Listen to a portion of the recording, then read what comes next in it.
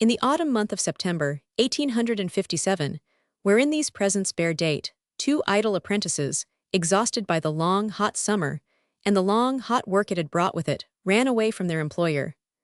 They were bound to a highly meritorious lady named Literature, of fair credit and repute, though it must be acknowledged, not quite so highly esteemed in the city as she might be. This is the more remarkable, as there is nothing against the respectable lady in that quarter, but quite the contrary, her family having rendered eminent service to many famous citizens of London.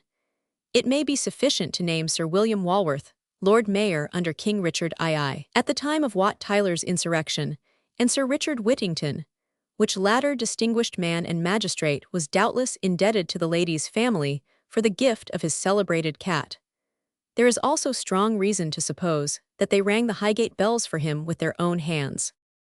The misguided young men, who thus shirked their duty to the mistress from whom they had received many favors, were actuated by the low idea of making a perfectly idle trip, in any direction. They had no intention of going anywhere in particular. They wanted to see nothing, they wanted to know nothing, they wanted to learn nothing, they wanted to do nothing. They wanted only to be idle. They took to themselves, after Hogarth, the names of Mr. Thomas Idle and Mr. Francis Goodchild, but there was not a moral pin to choose between them, and they were both idle in the last degree. Between Francis and Thomas, however, there was this difference of character. Goodchild was laboriously idle, and would take upon himself any amount of pains and labor to assure himself that he was idle. In short, had no better idea of idleness than that it was useless industry. Thomas Idle, on the other hand, was an idler of the unmixed Irish or Neapolitan type. A passive idler, a born and bred idler, a consistent idler, who practiced what he would have preached if he had not been too idle to preach, a one entire and perfect chrysolite of idleness. The 2 idle apprentices found themselves, within a few hours of their escape, walking down into the north of England, that is to say, Thomas was lying in a meadow, looking at the railway trains as they passed over a distant viaduct, which was his idea of walking down into the north, while Francis was walking a mile due south against time, which was his idea of walking down into the north. In the meantime the day waned, and the milestones remained unconquered. "Tom," said Goodchild, "the sun is getting low. Up and let us go forward." "Nay," quoth Thomas Idle, "I have not done with Annie Laurie yet." And he proceeded with that idle but popular ballad, to the effect that for the bonny young person of that name he would lay him doon and die, equivalent in prose, to lay him down and die. "What an ass that fellow was," cried Goodchild with the bitter emphasis of contempt. "Which fellow?" asked Thomas Idle. "The fellow in your song, lay him doon and die. Finally he'd show off before the girl by doing that. A sniveller, why couldn't he get up and punch somebody's head?" "Whose?" asked Thomas Idle. "Anybody's, everybody's would be better than nobody else. If I fell into that state of mind about a girl, do you think I'd lay me doon and die?" "No, sir," proceeded Goodchild with a disparaging assumption of the Scottish accent, "I'd get me oop and peach into somebody. Wouldn't you?" "I wouldn't have anything to do with her," yawned Thomas Idle. "Why should I take the trouble?" "It's no trouble, Tom, to fall in love," said Goodchild, shaking his head. "It's trouble enough to fall out of it once you're in it," retorted Tom. "So I keep out of it altogether. It would be better for you if you did the same."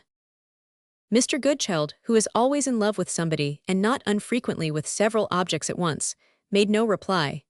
He heaved a sigh of the kind which is termed by the lower orders a bellowser, and then, heaving Mr. Idle on his feet, who was not half so heavy as the sigh, urged him northward. These 2 had sent their personal baggage on by train, only retaining each a knapsack. Idle now applied himself to constantly regretting the train, to tracking it through the intricacies of Bradshaw's Guide, and finding out where it is now, and where now, and where now, and to asking what was the use of walking, when you could ride at such a pace as that. Was it to see the country? If that was the object, look at it out of the carriage windows. There was a great deal more of it to be seen there than here.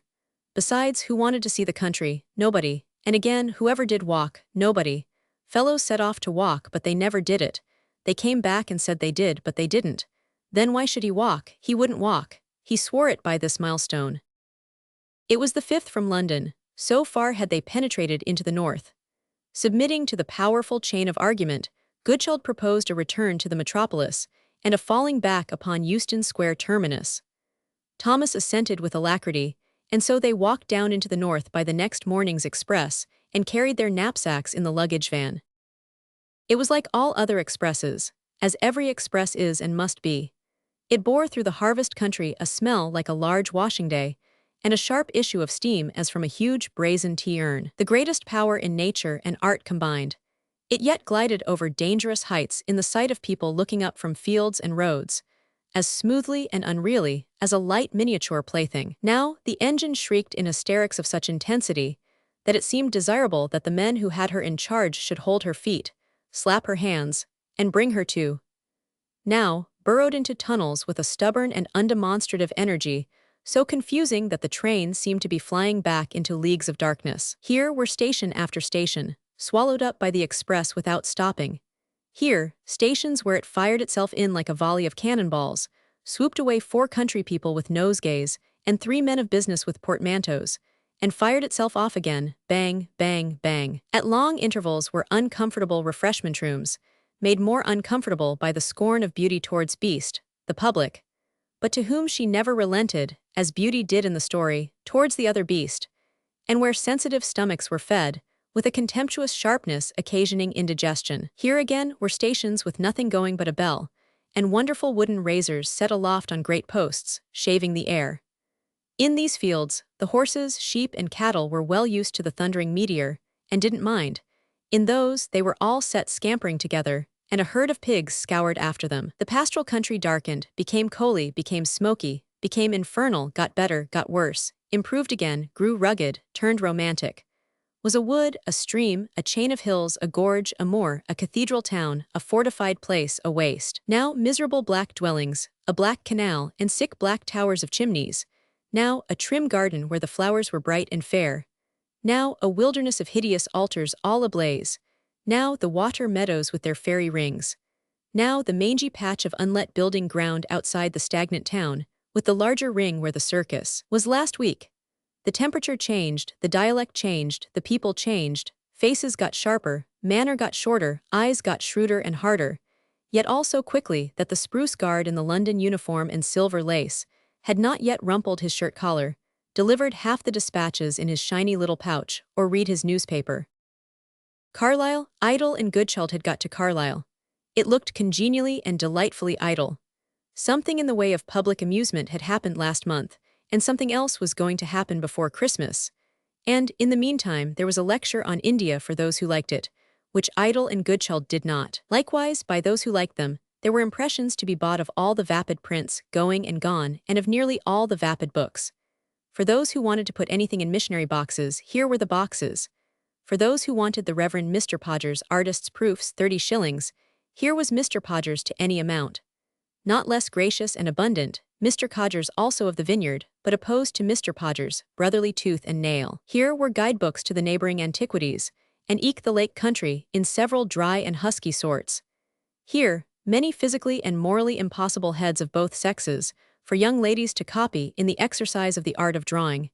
Here, further, a large impression of Mr. Spurgeon, solid as to the flesh, not to say even something gross. The working young men of Carlisle were drawn up, with their hands in their pockets, across the pavements, 4 and 6 abreast, and appeared, much to the satisfaction of Mr. Idle, to have nothing else to do. The working and growing young women of Carlisle, from the age of 12 upwards, promenaded the streets in the cool of the evening, and rallied the said young men.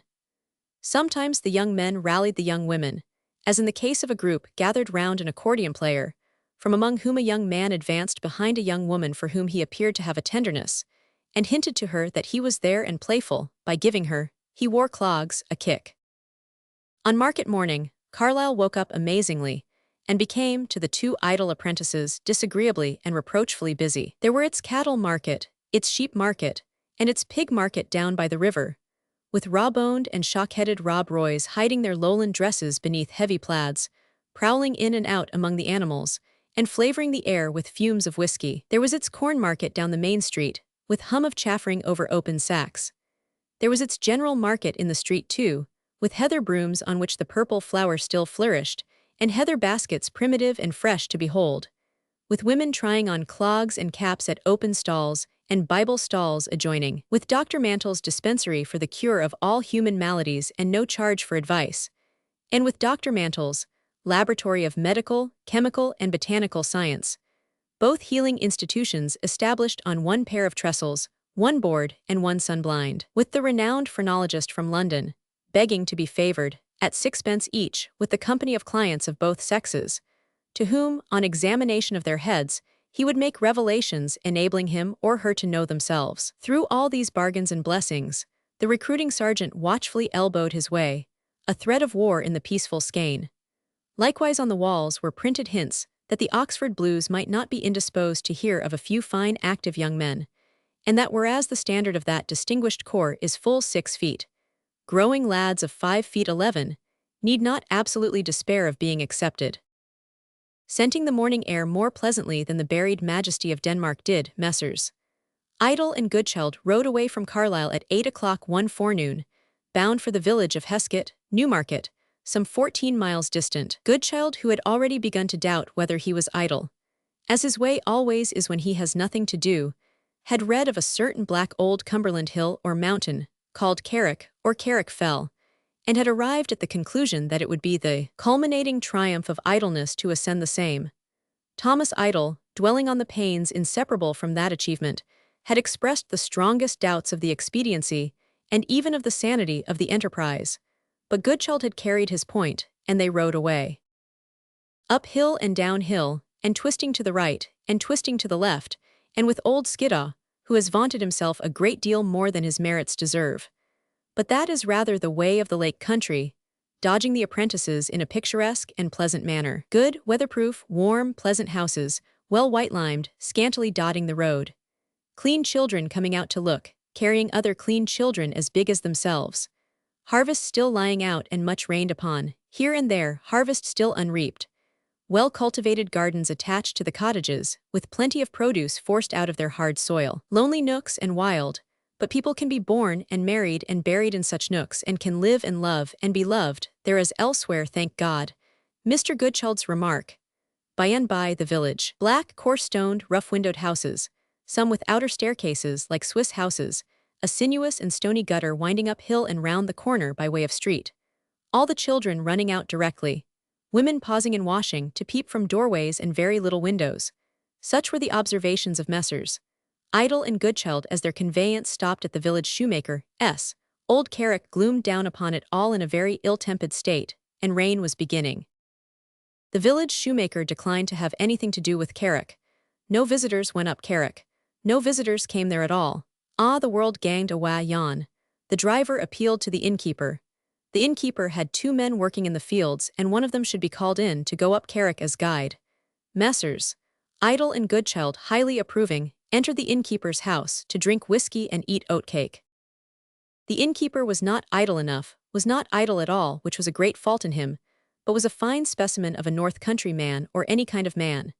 He had a ruddy cheek, a bright eye, a well-knit frame, an immense hand, a cheery, outspeaking voice, and a straight, bright, broad look.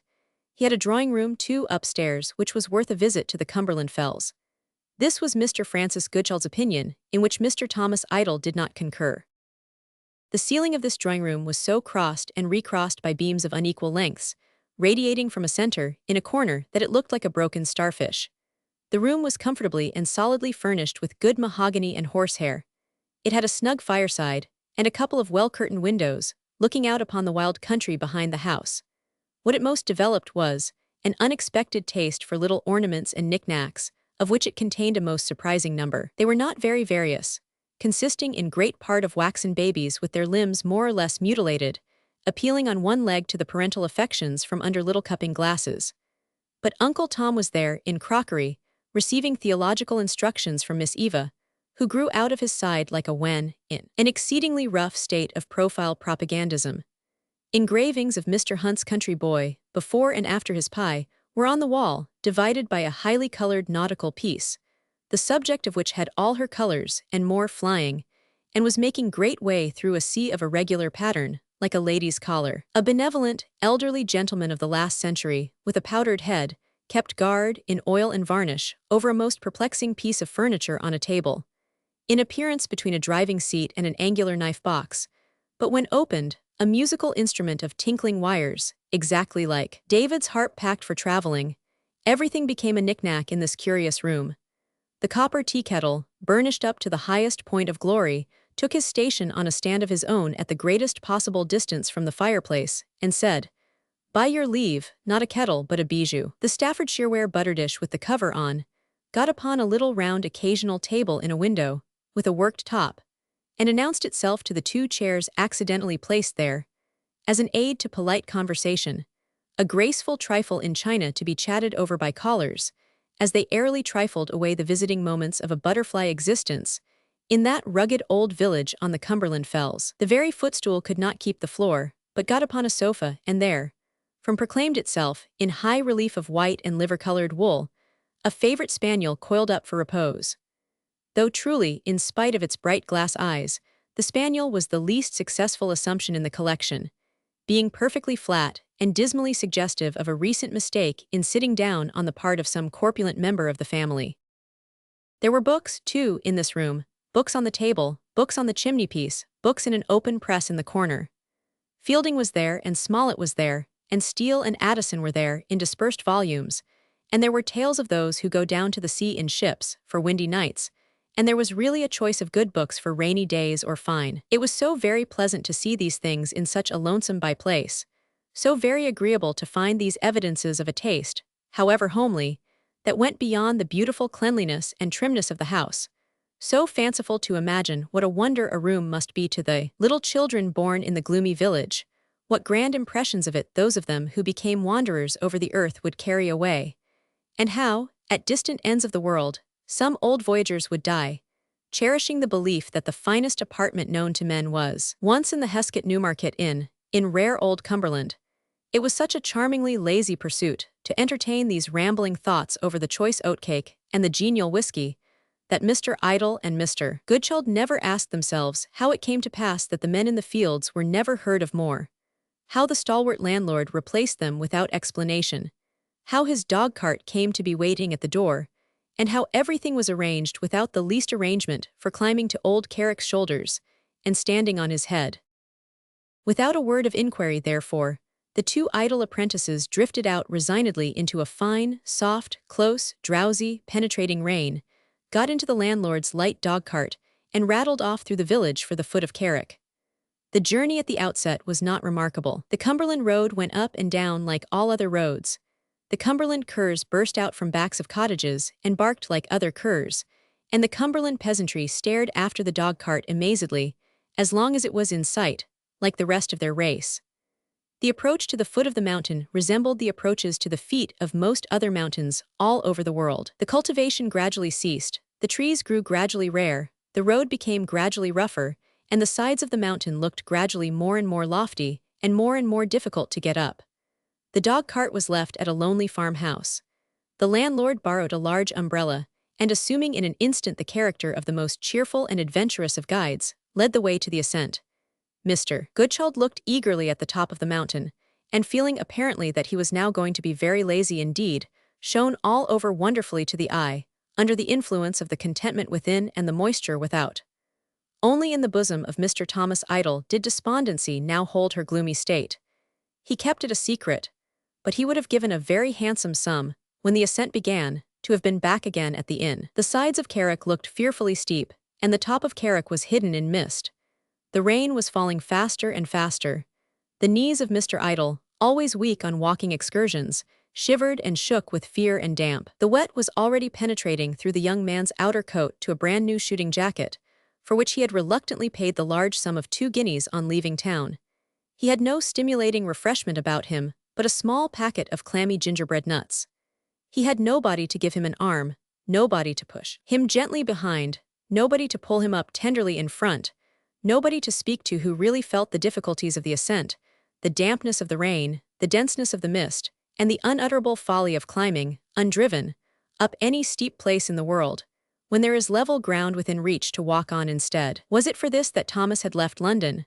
London, where there are nice short walks in level public gardens, with benches of repose set up at convenient distances for weary travelers.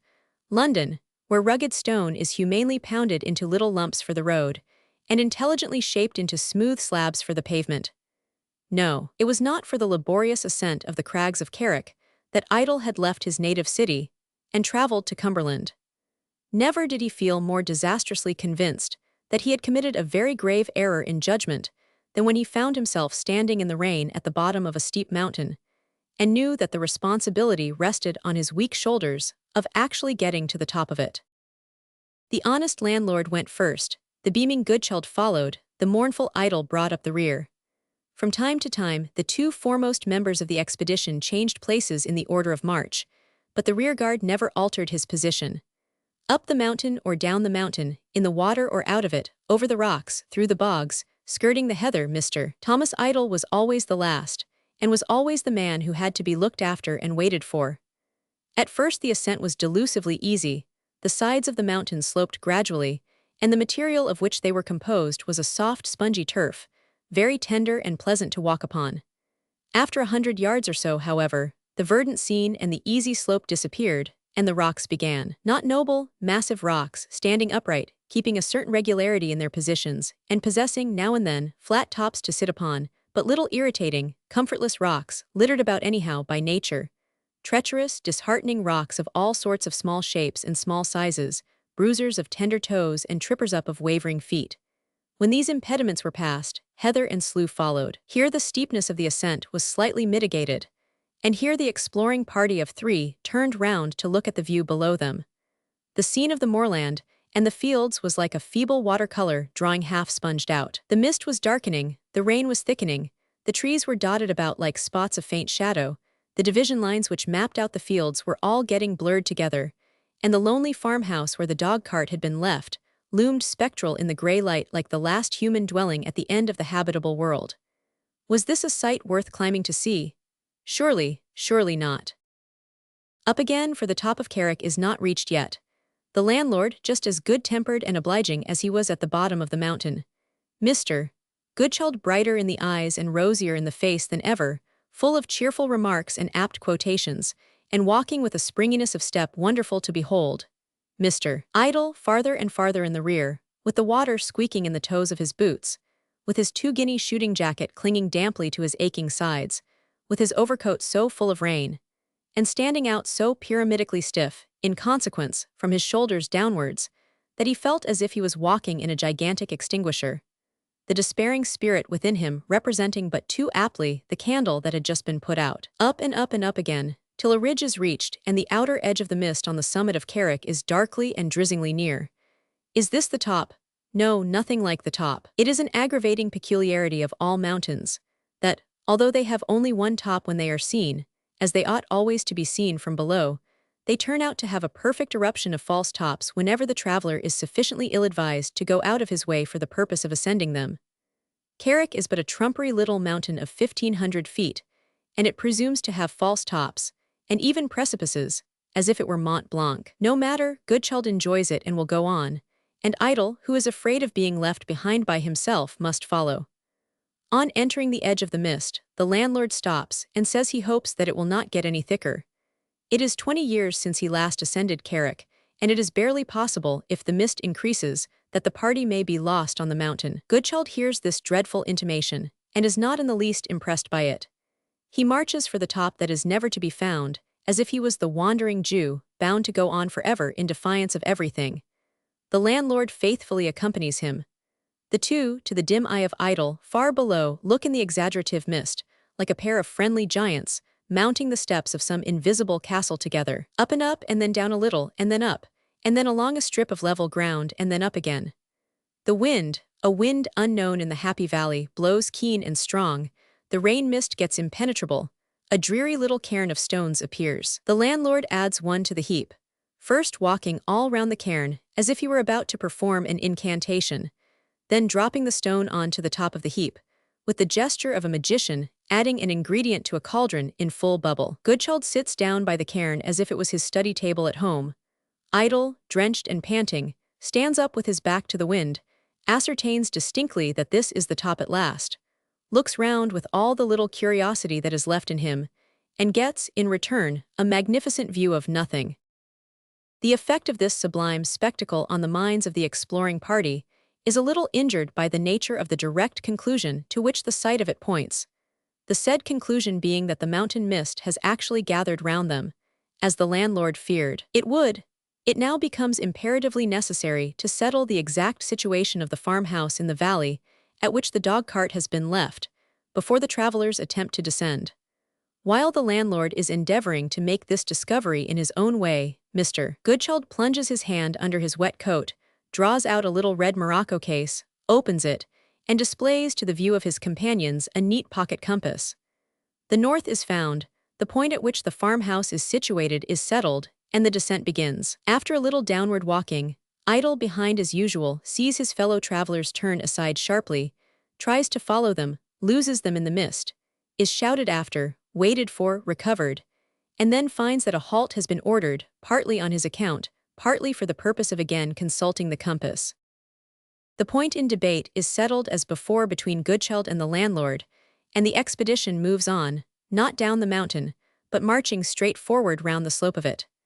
The difficulty of following this new route is acutely felt by Thomas Idle. He finds the hardship of walking at all greatly increased by the fatigue of moving his feet straight forward along the side of a slope, when their natural tendency, at every step, is to turn off at a right angle and go straight down the declivity. Let the reader imagine himself to be walking along the roof of a barn, instead of up or down it, and he will have an exact idea of the pedestrian difficulty in which the travelers had now involved themselves.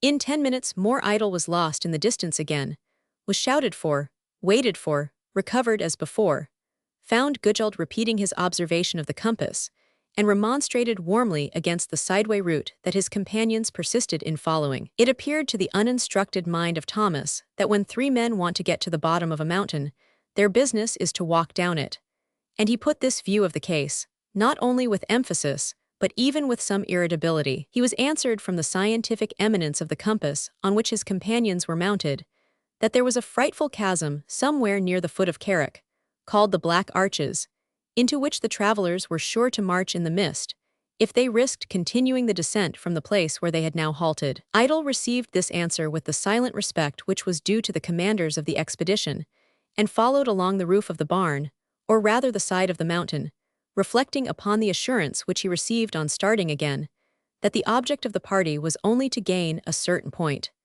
and, this haven attained, to continue the descent afterwards, until the foot of Carrick was reached. Though quite unexceptionable as an abstract form of expression, the phrase, a certain point, has the disadvantage of sounding rather vaguely when it is pronounced on unknown ground, under a canopy of mist much thicker than a London fog.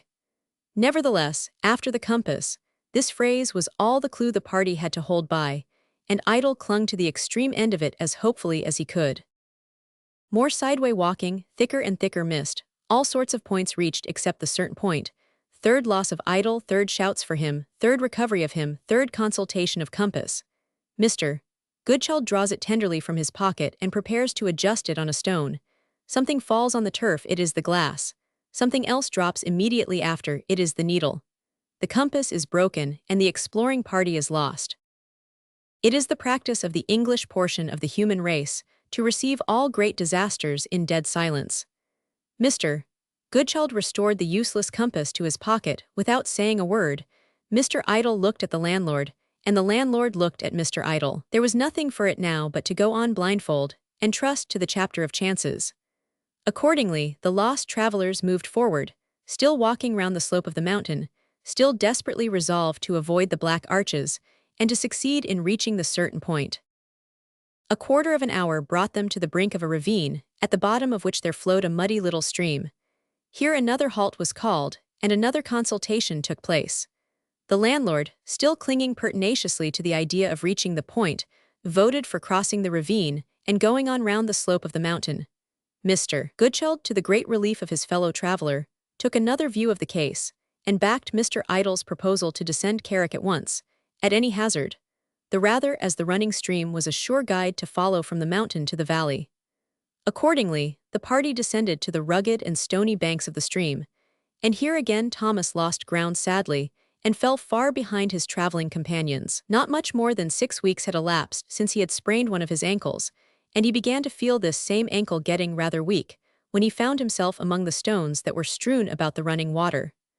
Goodchild and the landlord were getting farther and farther ahead of him. He saw them cross the stream, and disappear round a projection on its banks. He heard them shout the moment after as a signal that they had halted and were waiting for him. Answering the shout, he mended his pace, crossed the stream where they had crossed it, and was within one step of the opposite bank, when his foot slipped on a wet stone. His weak ankle gave a twist outwards. A hot, rending, tearing pain ran through it at the same moment, and down fell the idlest of the two idle apprentices, crippled in an instant. The situation was now, in plain terms, one of absolute danger. There lay Mr. Idle writhing with pain, there was the mist as thick as ever, there was the landlord as completely lost as the strangers whom he was conducting, and there was the compass broken in Goodchild's pocket. To leave the wretched Thomas on unknown ground was plainly impossible, and to get him to walk with a badly sprained ankle seemed equally out of the question. However, Goodchild, brought back by his cry for help, bandaged the ankle with a pocket handkerchief, and assisted by the landlord, raised the crippled apprentice to his legs, offered him a shoulder to lean on, and exhorted him for the sake of the whole party to try if he could walk. Thomas, assisted by the shoulder on one side and a stick on the other, did try. With what pain and difficulty those only can imagine who have sprained an ankle and have had to tread on it afterwards. At a pace adapted to the feeble hobbling of a newly lamed man, the lost party moved on, perfectly ignorant whether they were on the right side of the mountain or the wrong, and equally uncertain how long Idle would be able to contend with the pain in his ankle, before he gave in altogether and fell down again, unable to stir another step. Slowly and more slowly, as the clog of crippled Thomas weighed heavily and more heavily on the march of the expedition, the lost travelers followed the windings of the stream, till they came to a faintly marked cart track, branching off nearly at right angles to the left. After a little consultation, it was resolved to follow this dim vestige of a road in the hope that it might lead to some farm or cottage, at which Idle could be left in safety. It was now getting on towards the afternoon, and it was fast becoming more than doubtful whether the party, delayed in their progress as they now were, might not be overtaken by the darkness before the right route was found, and be condemned to pass the night on the mountain, without bit or drop to comfort them, in their wet clothes. The cart track grew fainter and fainter, until it was washed out altogether by another little stream, dark, turbulent, and rapid.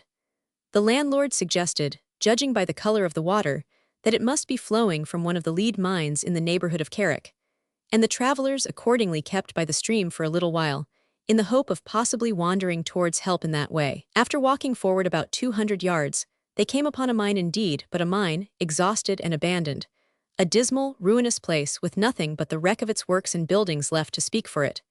Here there were a few sheep feeding. The landlord looked at them earnestly, thought he recognized the marks on them, then thought he did not, finally gave up the sheep in despair, and walked on just as ignorant of the whereabouts of the party as ever. The march in the dark, literally as well as metaphorically in the dark, had now been continued for 3/4 of an hour from the time when the crippled apprentice had met with his accident. Mr.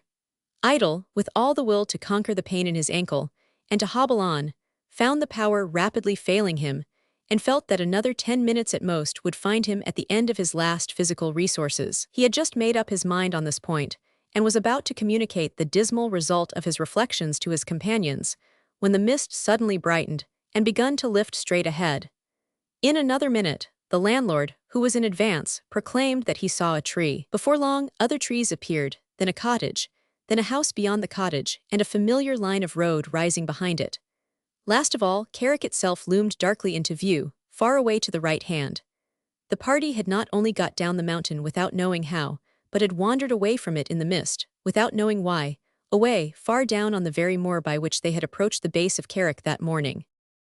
The happy lifting of the mist, and the still happier discovery that the travelers had groped their way, though by a very roundabout direction, to within a mile or so of the part of the valley in which the farmhouse was situated, restored Mr. Idle's sinking spirits and reanimated his failing strength. While the landlord ran off to get the dog-cart, Thomas was assisted by Goodchild to the cottage which had been the first building seen when the darkness brightened, and was propped up against the garden wall, like an artist's lay figure waiting to be forwarded, until the dog-cart should arrive from the farmhouse below.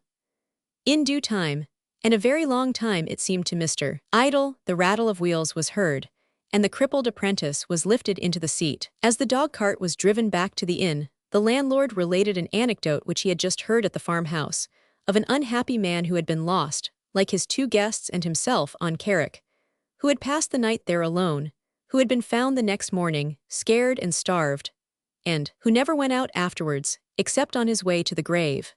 Mr. Idle heard this sad story, and derived at least one useful impression from it. Bad as the pain in his ankle was, he contrived to bear it patiently, for he felt grateful that a worse accident had not befallen him in the wilds of Carrick. Chapter 2. The dog-cart, with Mr. Thomas Idle and his ankle on the hanging seat behind, Mr. Francis Goodchild and the innkeeper in front, and the rain in spouts and splashes everywhere, made the best of its way back to the little inn.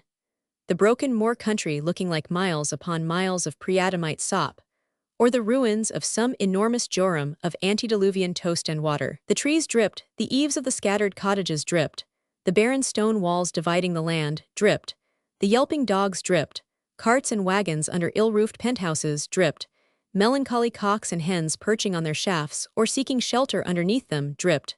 Mr. Goodchild dripped, Thomas Idle dripped, the innkeeper dripped, the mare dripped, the vast curtains of mist and cloud passed before the shadowy forms of the hills, streamed water as they were drawn across the landscape, down such steep pitches that the mare seemed to be trotting on her head, and up such steep pitches that she seemed to have a supplementary leg in her tail. The dog-cart jolted and tilted back to the village. It was too wet for the women to look out. It was too wet even for the children to look out. All the doors and windows were closed, and the only sign of life or motion was in the rain-punctured puddles. Whiskey and oil to Thomas Idle's ankle, and whiskey without oil to Francis Goodchild's stomach, produced an agreeable change in the systems of both, soothing Mr. Idle's pain, which was sharp before, and sweetening Mr. Goodchild's temper, which was sweet before. Portmanteaus being then opened and clothes changed, Mr. Goodchild, through having no change of outer garments but broadcloth and velvet, suddenly became a magnificent portent in the innkeeper's house, a shining frontispiece to the fashions for the month, and a frightful anomaly in the Cumberland village. Greatly ashamed of his splendid appearance, the conscious Goodchild quenched it as much as possible, in the shadow of Thomas Idle's ankle, and in a corner of the little covered carriage that started with them for Wigton, a most desirable carriage for any country, except for its having a flat roof and no sides, which caused the plumps of rain accumulating on the roof to play vigorous games of bagatelle into the interior all the way, and to score immensely. It was comfortable to see how the people coming back in open carts from Wigton Market made no more of the rain than if it were sunshine. How the Wigton policeman taking a country walk of half a dozen miles, apparently for pleasure, in resplendent uniform, accepted saturation as his normal state. How clerks and schoolmasters in black loitered along the road without umbrellas, getting varnished at every step. How the Cumberland girls, coming out to look after the Cumberland cows, shook the rain from their eyelashes and laughed it away. And how the rain continued to fall upon all, as it only does fall in hill countries. Wigton Market was over, and its bare booths were smoking with rain all down the street. Mr. Thomas Idle, melodramatically carried to the inn's first floor, and laid upon 3 chairs. He should have had the sofa, if there had been one. Mr. Goodchild went to the window to take an observation of Wigton, and report what he saw to his disabled companion. Brother Francis, cried Thomas Idle, what do you see from the turret? I see, said Brother Francis, what I hope and believe to be one of the most dismal places ever seen by eyes. I see the houses with their roofs of dull black, their stained fronts, and their dark-rimmed windows, looking as if they were all in mourning. As every little puff of wind comes down the street, I see a perfect train of rain let off along the wooden stalls in the marketplace and exploded against me. I see a very big gas lamp in the center which I know, by a secret instinct, will not be lighted tonight. I see a pump, with a trivet underneath its spout whereon to stand the vessels that are brought to be filled with water. I see a man come to pump, and he pumps very hard, but no water follows, and he strolls empty away. Brother Francis, cried Thomas Idle, what more do you see from the turret, besides the man and the pump, and the trivet and the houses all in mourning and the rain?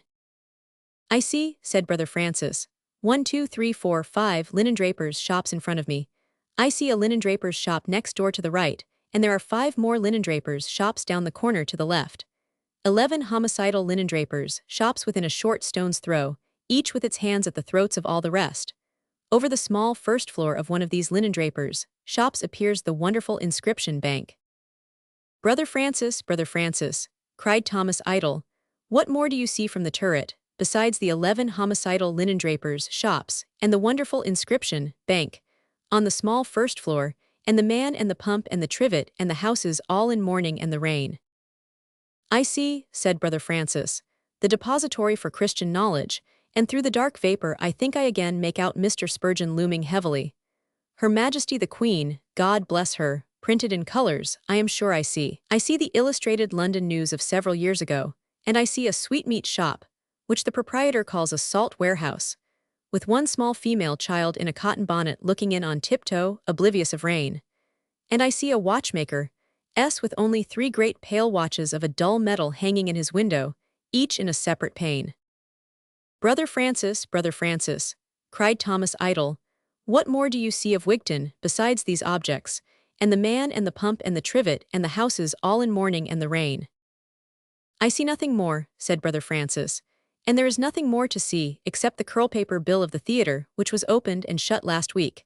The manager's family played all the parts, and the short, square, chinky omnibus that goes to the railway and leads 2 rattling a life over the stones to hold together long.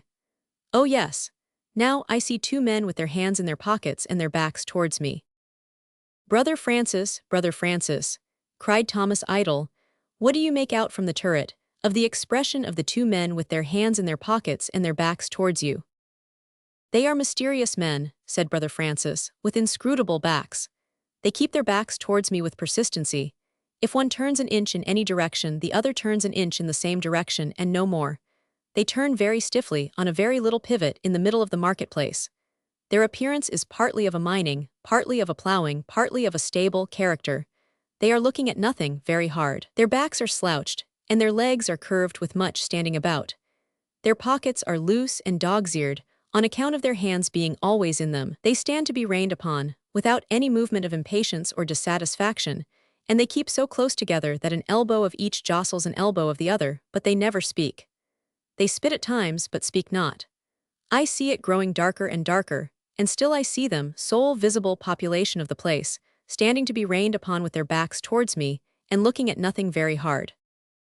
Brother Francis, cried Thomas Idle, before you draw down the blind of the turret and come in to have your head scorched by the hot gas, see if you can, and impart to me, something of the expression of those 2 amazing men. The murky shadows, said Francis Goodchild, are gathering fast, and the wings of evening and the wings of coal are folding over Wigton. Still, they look at nothing very hard with their backs towards me. Ah, now they turn and I see. Brother Francis, cried Thomas Idle, tell me quickly what you see of the 2 men of Wigton. I see, said Francis Goodchild, that they have no expression at all. And now the town goes to sleep, undazzled by the large unlighted lamp in the marketplace, and let no man wake it. At the close of the next day's journey, Mr. Thomas Idle's ankle became much swollen and inflamed. There are reasons which will presently explain themselves for not publicly indicating the exact direction in which that journey lay, or the place in which it ended. It was a long day's shaking of Thomas Idle over the rough roads, and a long day's getting out and going on before the horses, and fagging up hills, and scouring down hills, on the part of Mr. Goodchild, who in the fatigues of such labors congratulated himself on attaining a high point of idleness. It was at a little town, still in Cumberland, that they halted for the night. A very little town, with the purple and brown moor close upon its one street. A curious little ancient market cross set up in the midst of it, and the town itself looking much as if it were a collection of great stones piled on end by the Druids long ago, which a few recluse people had since hollowed out for habitations. Is there a doctor here? Asked Mr. Goodchild on his knee of the motherly landlady of the little inn, stopping in his examination of Mr. Idle's ankle with the aid of a candle. Aye, my word, said the landlady, glancing doubtfully at the ankle for herself, there's Dr. Spetty. Is he a good doctor? Aye, said the landlady, I ca' him so. A coombs efther nae doctor that I ken, Mayor Norwich A's just the doctor here. Do you think he is at home? Her reply was, gang awa, Jock, and bring him. Jock, a white-headed boy, who, under pretence of stirring up some bay salt in a basin of water for the laving of this unfortunate ankle, had greatly enjoyed himself for the last 10 minutes in splashing the carpet, set off promptly. A very few minutes had elapsed when he showed the doctor in, by tumbling against the door before him, and bursting it open with his head. "Gently, Jock, gently," said the doctor as he advanced with a quiet step. "Gentlemen, a good evening. I am sorry that my presence is required here. A slight accident, I hope. A slip and a fall. Yes, yes, yes, Carrick indeed. Ha, does that pain you, sir? No doubt it does. It is the great connecting ligament here, you see, that has been badly strained. Time and rest, sir. They are often the recipe in greater cases," with a slight sigh, "and often the recipe in small. I can send a lotion to relieve you, but we must leave the cure to time and rest." This he said, holding Idle's foot on his knee between his two hands, as he sat over against him. He had touched it tenderly and skillfully in explanation of what he said, and when his careful examination was completed, softly returned it to its former horizontal position on a chair. He spoke with a little irresolution whenever he began, but afterwards fluently. He was a tall, thin, large-boned old gentleman, with an appearance at first sight of being hard-featured. But at a second glance, the mild expression of his face and some particular touches of sweetness and patience about his mouth corrected this impression and assigned his long professional rides, by day and night, in the bleak hill weather, as the true cause of that appearance. He stooped very little, though past 70 and very grey. His dress was more like that of a clergyman than a country doctor, being a plain black suit, and a plain white neck-kerchief tied behind like a band. His black was the worse for wear, and there were darns in his coat, and his linen was a little frayed at the hems and edges. He might have been poor, it was likely enough in that out-of-the-way spot, or he might have been a little self-forgetful and eccentric. Anyone could have seen directly that he had neither wife nor child at home. He had a scholarly air with him, and that kind of considerate humanity towards others which claimed a gentle consideration for himself. Mr. Goodchild made this study of him while he was examining the limb, and as he laid it down. Mr. Goodchild wishes to add that he considers it a very good likeness. It came out in the course of a little conversation that Dr. Speddy was acquainted with some friends of Thomas Idle's, and had, when a young man, passed some years in Thomas Idle's birthplace on the other side of England. Certain idle labours, the fruit of Mr. Goodchild's apprenticeship, also happened to be well known to him. The lazy travellers were thus placed on a more intimate footing with the doctor than the casual circumstances of the meeting would of themselves have established. And when Dr. Speddy rose to go home, remarking that he would send his assistant with the lotion, Francis Goodchild said that was unnecessary, for, by the doctor's leave, he would accompany him and bring it back. Having done nothing to fatigue himself for a full quarter of an hour, Francis began to fear that he was not in a state of idleness. Dr. Speddy politely assented to the proposition of Francis Goodchild, as it would give him the pleasure of enjoying a few more minutes of Mr. Goodchild's society than he could otherwise have hoped for, and they went out together into the village street. The rain had nearly ceased, the clouds had broken before a cool wind from the northeast, and stars were shining from the peaceful heights beyond them. Dr. Speddy's house was the last house in the place. Beyond it lay the moor, all dark and lonesome. The wind moaned in a low, dull, shivering manner round the little garden, like a houseless creature that knew the winter was coming.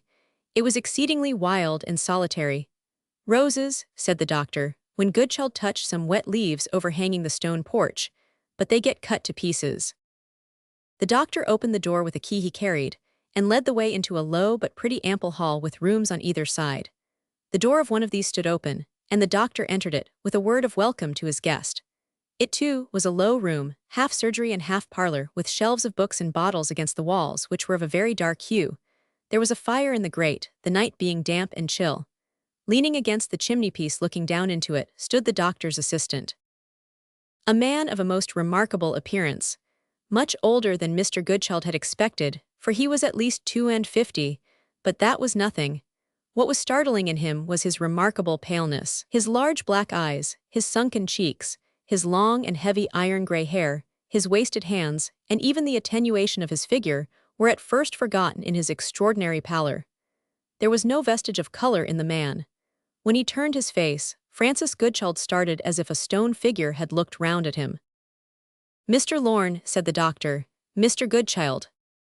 The assistant, in a distraught way, as if he had forgotten something, as if he had forgotten everything, even to his own name and himself, acknowledged the visitor's presence, and stepped further back into the shadow of the wall behind him. But he was so pale that his face stood out in relief against the dark wall, and really could not be hidden so. "Mr. Goodchild's friend has met with accident, Lorne," said Dr. Spetty. "We want the lotion for a bad sprain." A pause. "My dear fellow, you are more than usually absent tonight. The lotion for a bad sprain." "Ah yes, directly."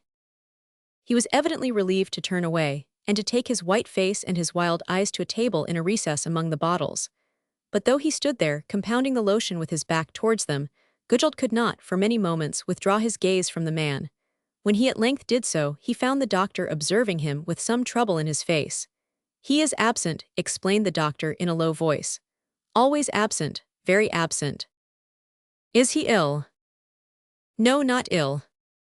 "Unhappy?" "I have my suspicions that he was," assented the doctor, once. Francis Goodchild could not but observe that the doctor accompanied these words with a benignant and protecting glance at their subject, in which there was much of the expression with which an attached father might have looked at a heavily afflicted son. Yet, that they were not father and son must have been plain to most eyes. The assistant, on the other hand, turning presently to ask the doctor some question, looked at him with a wan smile as if he were his whole reliance and sustainment in life. It was in vain for the doctor in his easy-chair to try to lead the mind of Mr. Goodchild in the opposite easy-chair away from what was before him. Let Mr. Goodchild do what he would to follow the doctor, his eyes and thoughts reverted to the assistant. The doctor soon perceived it, and after falling silent and musing in a little perplexity, said, "Lorn, my dear doctor, would you go to the inn and apply that lotion? You will show the best way of applying it, far better than Mr. Goodchild can." "With pleasure." The assistant took his hat and passed like a shadow to the door. "Lorn," said the doctor, calling after him. He returned. "Mr. Goodchild will keep me company till you come home. Don't hurry. Excuse my calling you back." "It is not," said the assistant with his former smile, "the first time you have called me back, dear doctor." With those words he went away. "Mr. Goodchild," said Dr. Spetty in a low voice, and with his former troubled expression of face, "I have seen that your attention has been concentrated on my friend. He fascinates me. I must apologize to you, but he has quite bewildered and mastered me." "I find that a lonely existence and a long secret," said the doctor, drawing his chair a little nearer to Mr. Goodchild's, "become in the course of time very heavy. I will tell you something. You may make what use you will of it under fictitious names. I know I may trust you. I am the more inclined to confidence tonight, through having been unexpectedly led back by the current of our conversation at the inn to scenes in my early life. Will you please to draw a little nearer?" Mr. Goodchild drew a little nearer, and the doctor went on thus, speaking, for the most part, in so cautious a voice that the wind, though it was far from high, occasionally got the better of him. "When this present 19th century was younger by a good many years than it is now, a certain friend of mine, named Arthur Holliday, happened to arrive in the town of Doncaster, exactly in the middle of a race week, or, in other words, in the middle of the month of September. He was one of those reckless, rattle-pated, open-hearted and open-mouthed young gentlemen who possess the gift of familiarity in its highest perfection, and who scramble carelessly along the journey of life making friends, as the phrase is, wherever they go. His father was a rich manufacturer, and had bought landed property enough in one of the Midland counties to make all the born squires in his neighborhood thoroughly envious of him. Arthur was his only son, possessor in prospect of the great estate and the great business after his father's death, well supplied with money, and not too rigidly looked after during his father's lifetime. Report or scandal, whichever you please, said that the old gentleman had been rather wild in his youthful days, and that, unlike most parents, he was not disposed to be violently indignant when he found that his son took after him. This may be true or not. I myself only knew the elder Mr. Holliday when he was getting on in years, and then he was as quiet and as respectable a gentleman as ever I met with. Well, one September, as I told you, young Arthur comes to Doncaster, having decided all of a sudden, in his harebrained way, that he would go to the races. He did not reach the town till towards the close of the evening, and he went at once to see about his dinner and bed at the principal hotel. Dinner they were ready enough to give him, but as for a bed, they laughed when he mentioned it. In the race week at Doncaster, it is no uncommon thing for visitors who have not bespoken apartments to pass the night in their carriages at the inn doors. As for the lower sort of strangers, I myself have often seen them, at that full time, sleeping out on the doorsteps for want of a covered place to creep under. Rich as he was, Arthur's chance of getting a night's lodging, seeing that he had not written beforehand to secure one, was more than doubtful. He tried the second hotel, and the third hotel, and two of the inferior inns after that, and was met everywhere by the same form of answer. No accommodation for the night of any sort was left. All the bright golden sovereigns in his pocket would not buy him a bed at Doncaster in the race week. To a young fellow of Arthur's temperament, the novelty of being turned away into the street, like a penniless vagabond, at every house where he asked for a lodging, presented itself in the light of a new and highly amusing piece of experience. He went on with his carpet-bag in his hand, applying for a bed at every place of entertainment for travelers that he could find in Doncaster, until he wandered into the outskirts of the town. By this time, the last glimmer of twilight had faded out, the moon was rising dimly in a mist, the wind was getting cold, the clouds were gathering heavily, and there was every prospect that it was soon going to rain. The look of the night had rather a lowering effect on young Holliday's good spirits. He began to contemplate the houseless situation in which he was placed, from the serious rather than the humorous point of view, and he looked about him, for another public house to inquire at, with something very like downright anxiety in his mind on the subject of a lodging for the night. The suburban part of the town towards which he had now strayed was hardly lighted at all, and he could see nothing of the houses as he passed them, except that they got progressively smaller and dirtier, the farther he went. Down the winding road before him shone the dull gleam of an oil lamp, the one faint, lonely light that struggled ineffectually with the foggy darkness all round him. He resolved to go on as far as this lamp, and then, if it showed him nothing in the shape of an inn, to return to the central part of the town, and to try if he could not at least secure a chair to sit down on, through the night, at one of the principal hotels.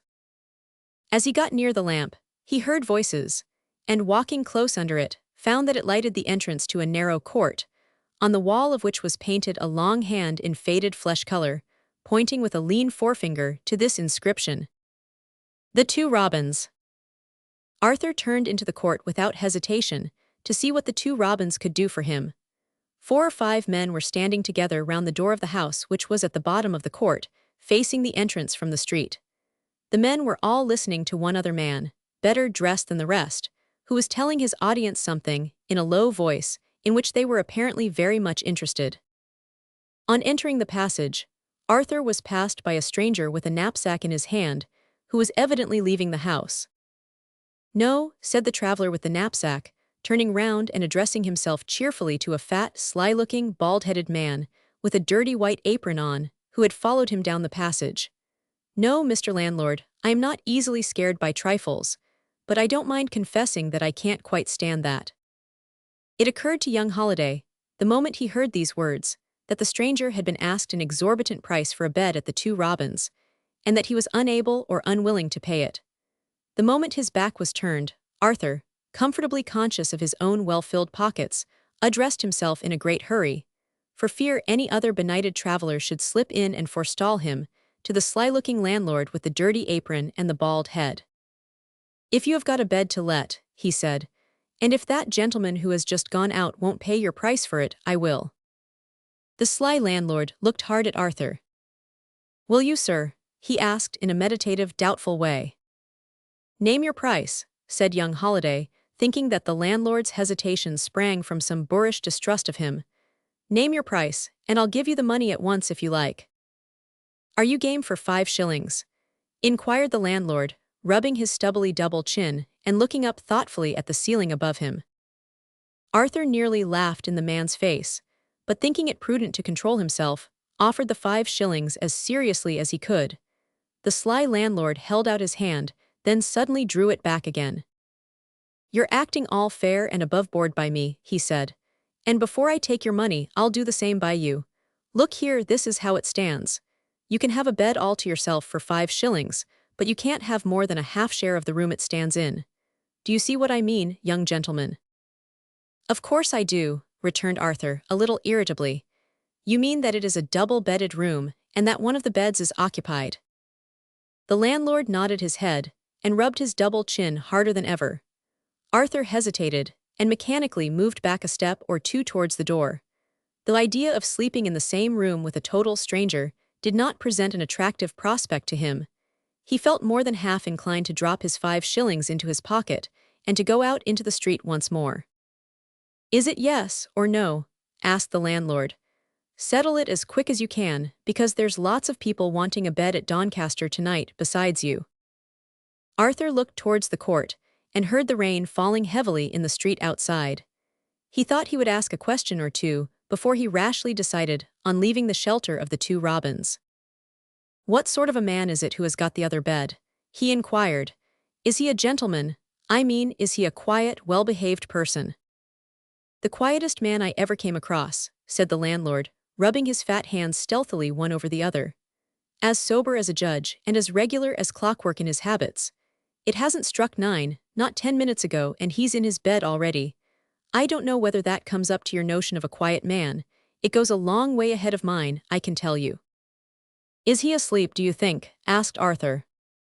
"I know he's asleep," returned the landlord. "And what's more, he's gone off so fast that I'll warrant you don't wake him." "This way, sir," said the landlord, speaking over young Holliday's shoulder as if he was addressing some new guest who was approaching the house. "Here you are," said Arthur, determined to be beforehand with the stranger, whoever he might be. "I'll take the bed." And he handed the 5 shillings to the landlord, who nodded, dropped the money carelessly into his waistcoat pocket, and lighted the candle. "Come up and see the room," said the host of the two robins, leading the way to the staircase quite briskly, considering how fat he was. They mounted to the second floor of the house. The landlord half opened a door, fronting the landing, then stopped, and turned round to Arthur. "It's a fair bargain, mind, on my side as well as on yours," he said. "You give me 5 shillings, I give you in return a clean, comfortable bed, and I warrant beforehand that you won't be interfered with or annoyed in any way by the man who sleeps in the same room as you." Saying those words, he looked hard for a moment in young Holliday's face, and then led the way into the room. It was larger and cleaner than Arthur had expected it would be. The two beds stood parallel with each other, a space of about 6 feet intervening between them. They were both of the same medium size, and both had the same plain white curtains, made to draw, if necessary, all round them. The occupied bed was the bed nearest the window. The curtains were all drawn round this, except the half-curtain at the bottom, on the side of the bed farthest from the window. Arthur saw the feet of the sleeping man raising the scanty clothes into a sharp little eminence, as if he was lying flat on his back. He took the candle, and advanced softly to draw the curtain, stopped halfway, and listened for a moment, then turned to the landlord. "He's a very quiet sleeper," said Arthur. "Yes," said the landlord, "very quiet." Young Holliday advanced with the candle, and looked in at the man cautiously. "How pale he is," said Arthur. "Yes," returned the landlord, "pale enough, isn't he?" Arthur looked closer at the man. The bedclothes were drawn up to his chin, and they lay perfectly still over the region of his chest.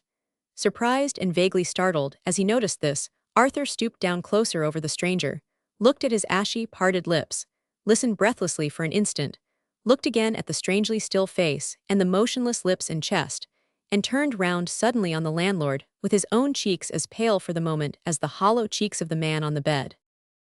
"Come here," he whispered under his breath. "Come here, for God's sake. The man's not asleep, he is dead."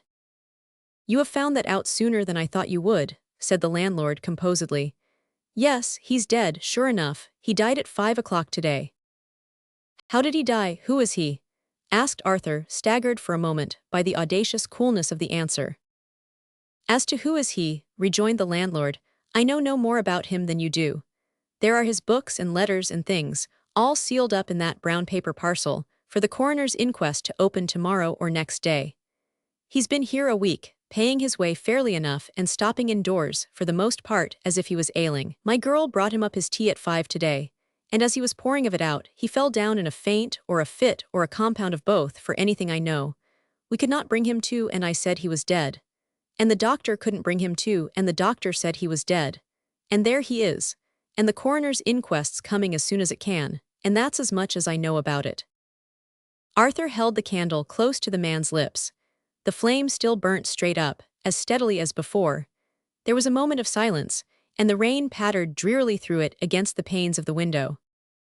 "If you haven't got nothing more to say to me," continued the landlord, "I suppose I may go. You don't expect your 5 shillings back, do you?" There's the bed I promised you, clean and comfortable. There's the man I warranted not to disturb you, quiet in this world forever. If you're frightened to stop alone with him, that's not my lookout. I've kept my part of the bargain, and I mean to keep the money. I'm not Yorkshire myself, young gentleman, but I've lived long enough in these parts to have my wits sharpened, and I shouldn't wonder if you found out the way to brighten up yours, next time you come amongst us."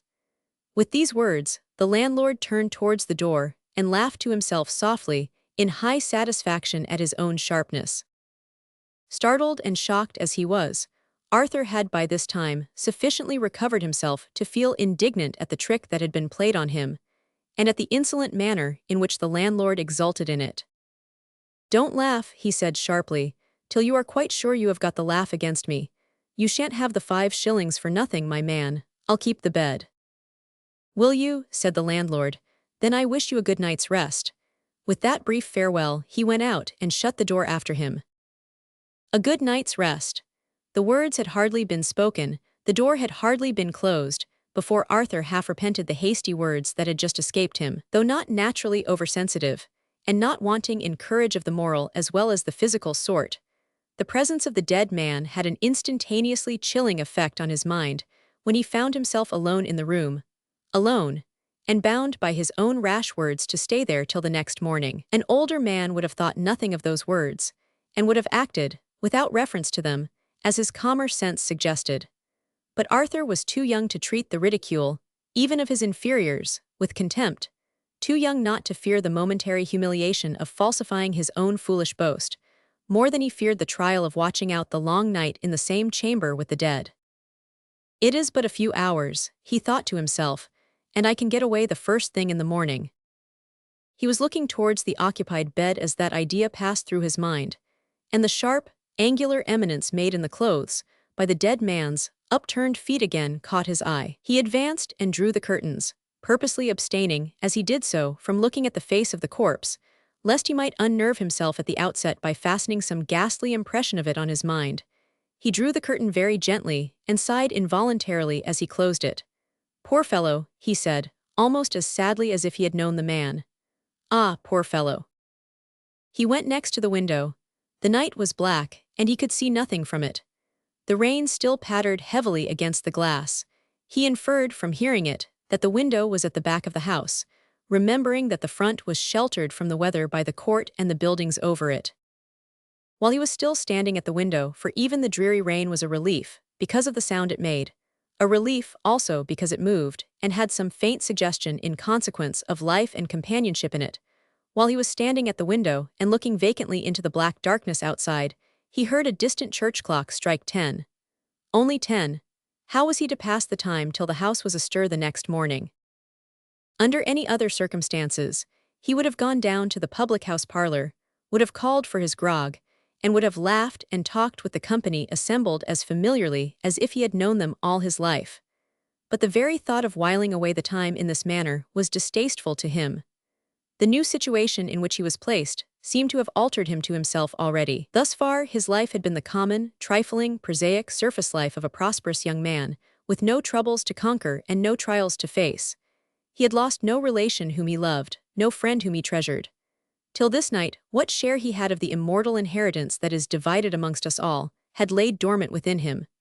Till this night, death and he had not once met, even in thought. He took a few turns up and down the room, then stopped. The noise made by his boots on the poorly carpeted floor jarred on his ear. He hesitated a little, and ended by taking the boots off, and walking backwards and forwards noiselessly. All desire to sleep or to rest had left him. The bare thought of lying down on the unoccupied bed, instantly, drew the picture on his mind of a dreadful mimicry of the position of the dead man. Who was he? What was the story of his past life?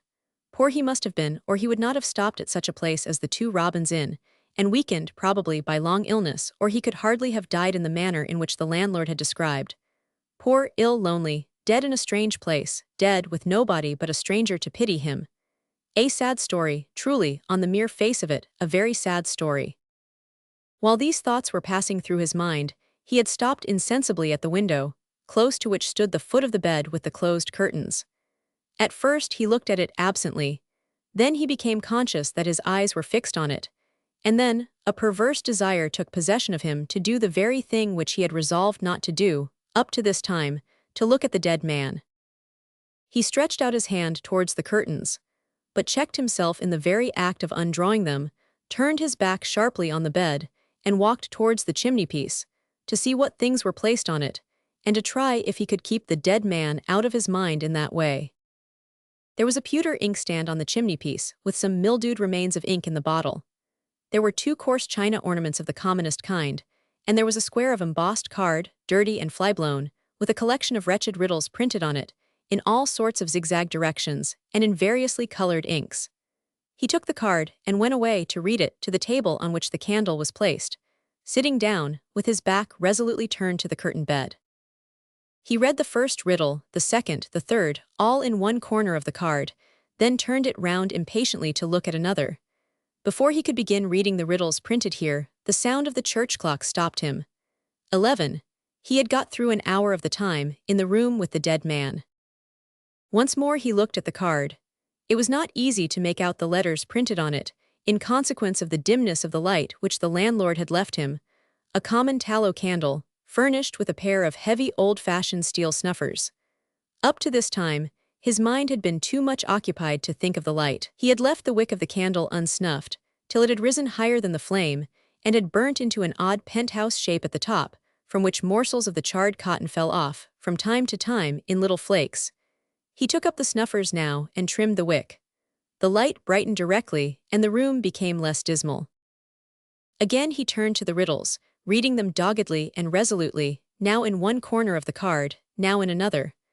All his efforts, however, could not fix his attention on them. He pursued his occupation mechanically, deriving no sort of impression from what he was reading. It was as if a shadow from the curtained bed had got between his mind and the gaily printed letters, a shadow that nothing could dispel. At last, he gave up the struggle, and threw the card from him impatiently, and took to walking softly up and down the room again. The dead man, the hidden dead man on the bed. There was the one persistent idea still haunting him. Hidden, was it only the body being there, or was it the body being there concealed that was preying on his mind? He stopped at the window with that doubt in him, once more listening to the pattering rain, once more looking out into the black darkness. Still the dead man. The darkness forced his mind back upon itself, and set his memory at work, reviving, with a painfully vivid distinctness, the momentary impression it had received from the first sight of the corpse. Before long the face seemed to be hovering out in the middle of the darkness, confronting him through the window, with the paleness whiter, with the dreadful dull line of light between the imperfectly closed eyelids broader than he had seen it, with the parted lips slowly dropping farther and farther away from each other, with the features growing larger and moving closer, till they seemed to fill the window and to silence the rain, and to shut out the night. The sound of a voice, shouting below stairs, woke him suddenly from the dream of his own distempered fancy. He recognized it as the voice of the landlord.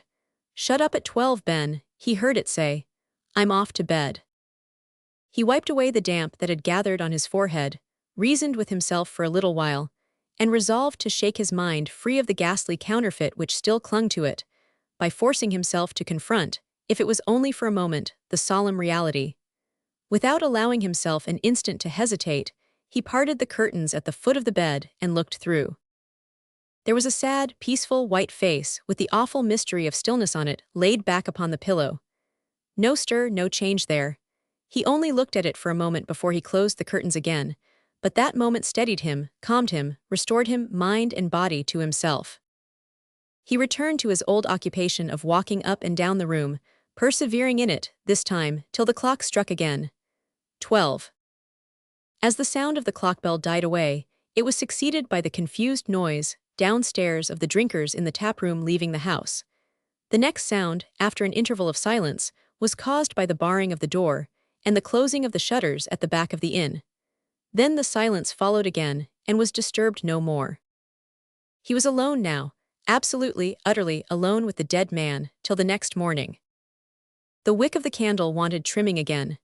He took up the snuffers, but paused suddenly on the very point of using them, and looked attentively at the candle, then back, over his shoulder, at the curtained bed, then again at the candle. It had been lighted, for the first time, to show him the way upstairs, and 3 parts of it, at least, were already consumed. In another hour it would be burnt out.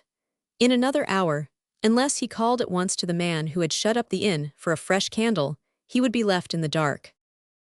Strongly as his mind had been affected since he had entered his room, his unreasonable dread of encountering ridicule and of exposing his courage to suspicion had not altogether lost its influence over him, even yet. He lingered irresolutely by the table, waiting till he could prevail on himself to open the door and call from the landing to the man who had shut up the inn. In his present hesitating frame of mind, it was a kind of relief to gain a few moments only by engaging in the trifling occupation of snuffing the candle. His hand trembled a little, and the snuffers were heavy and awkward to use. When he closed them on the wick, he closed them a hair's breadth too low. In an instant the candle was out, and the room was plunged in pitch darkness. The one impression which the absence of light immediately produced on his mind was distrust of the curtained bed, distrust which shaped itself into no distinct idea, but which was powerful enough in its very vagueness to bind him down to his chair, to make his heart beat fast, and to set him listening intently. No sound stirred in the room but the familiar sound of the rain against the window, louder and sharper now than he had heard it yet. Still the vague distrust, the inexpressible dread possessed him and kept him to his chair. He had put his carpet-bag on the table when he first entered the room, and he now took the key from his pocket, reached out his hand softly, opened the bag, and groped in it for his traveling writing case in which he knew that there was a small store of matches. When he had got one of the matches, he waited before he struck it on the coarse wooden table, and listened intently again, without knowing why. Still there was no sound in the room but the steady, ceaseless, rattling sound of the rain. He lighted the candle again, without another moment of delay, and on the instant of its burning up, the first object in the room that his eyes sought for was the curtained bed. Just before the light had been put out, he had looked in that direction, and had seen no change, no disarrangement of any sort, in the folds of the closely drawn curtains. When he looked at the bed, now he saw, hanging over the side of it, a long white hand. It lay perfectly motionless, midway on the side of the bed, where the curtain at the head and the curtain at the foot met. Nothing more was visible. The clinging curtains hid everything but the long white hand. He stood looking at it, unable to stir, unable to call out.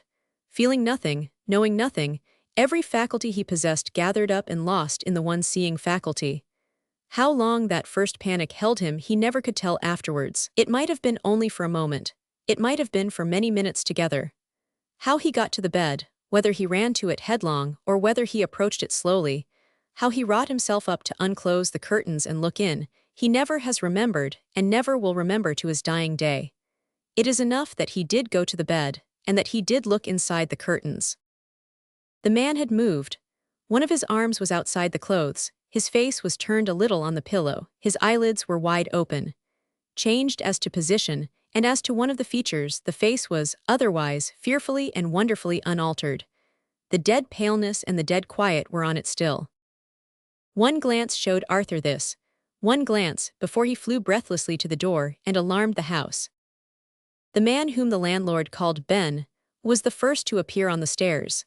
In 3 words, Arthur told him what had happened and sent him for the nearest doctor. I who tell you this story was then staying with a medical friend of mine, in practice at Doncaster, taking care of his patients for him during his absence in London, and I for the time being was the nearest doctor. They had sent for me from the inn when the stranger was taken ill in the afternoon, but I was not at home, and medical assistance was sought for elsewhere. When the man from the 2 Robins rang the night bell, I was just thinking of going to bed. Naturally enough, I did not believe a word of his story about a dead man who had come to life again. However, I put on my hat, armed myself with 1 or 2 bottles of restorative medicine, and ran to the inn, expecting to find nothing more remarkable, when I got there, than a patient in a fit. My surprise at finding that the man had spoken the literal truth was almost, if not quite, equaled by my astonishment at finding myself face to face with Arthur Holliday as soon as I entered the bedroom. It was no time then for giving or seeking explanations. We just shook hands amazedly, and then I ordered everybody but Arthur out of the room and hurried to the man on the bed. The kitchen fire had not been long out. There was plenty of hot water in the boiler, and plenty of flannel to be had. With these, with my medicines, and with such help as Arthur could render under my direction, I dragged the man, literally, out of the jaws of death. In less than an hour from the time when I had been called in, He was alive and talking in the bed on which he had been laid out to wait for the coroner's inquest. You will naturally ask me what had been the matter with him, and I might treat you in reply to a long theory, plentifully sprinkled with what the children call hard words. I prefer telling you that, in this case, cause and effect could not be satisfactorily joined together by any theory whatever. There are mysteries in life, and the condition of it, which human science has not fathomed yet, and I candidly confess to you that, in bringing that man back to existence, I was, morally speaking, groping haphazard in the dark. I know from the testimony of the doctor who attended him in the afternoon that the vital machinery, so far as its action is appreciable by our senses, had in this case unquestionably stopped, and I am equally certain, seeing that I recovered him, that the vital principle was not extinct. When I add that he had suffered from a long and complicated illness, and that his whole nervous system was utterly deranged, I have told you all I really know of the physical condition of my dead-alive patient at the Two Robins Inn. When he came to, as the phrase goes, he was a startling object to look at with his colorless face, his sunken cheeks, his wild black eyes, and his long black hair. The first question he asked me about himself when he could speak made me suspect that I had been called in to a man in my own profession. I mentioned to him my surmise, and he told me that I was right. He said he had come last from Paris, where he had been attached to a hospital, that he had lately returned to England on his way to Edinburgh to continue his studies, that he had been taken ill on the journey, and that he had stopped to rest and recover himself at Doncaster. He did not add a word about his name or who he was, and of course I did not question him on the subject. All I inquired when he ceased speaking was what branch of the profession he intended to follow. Any branch, he said bitterly, which will put bread into the mouth of a poor man.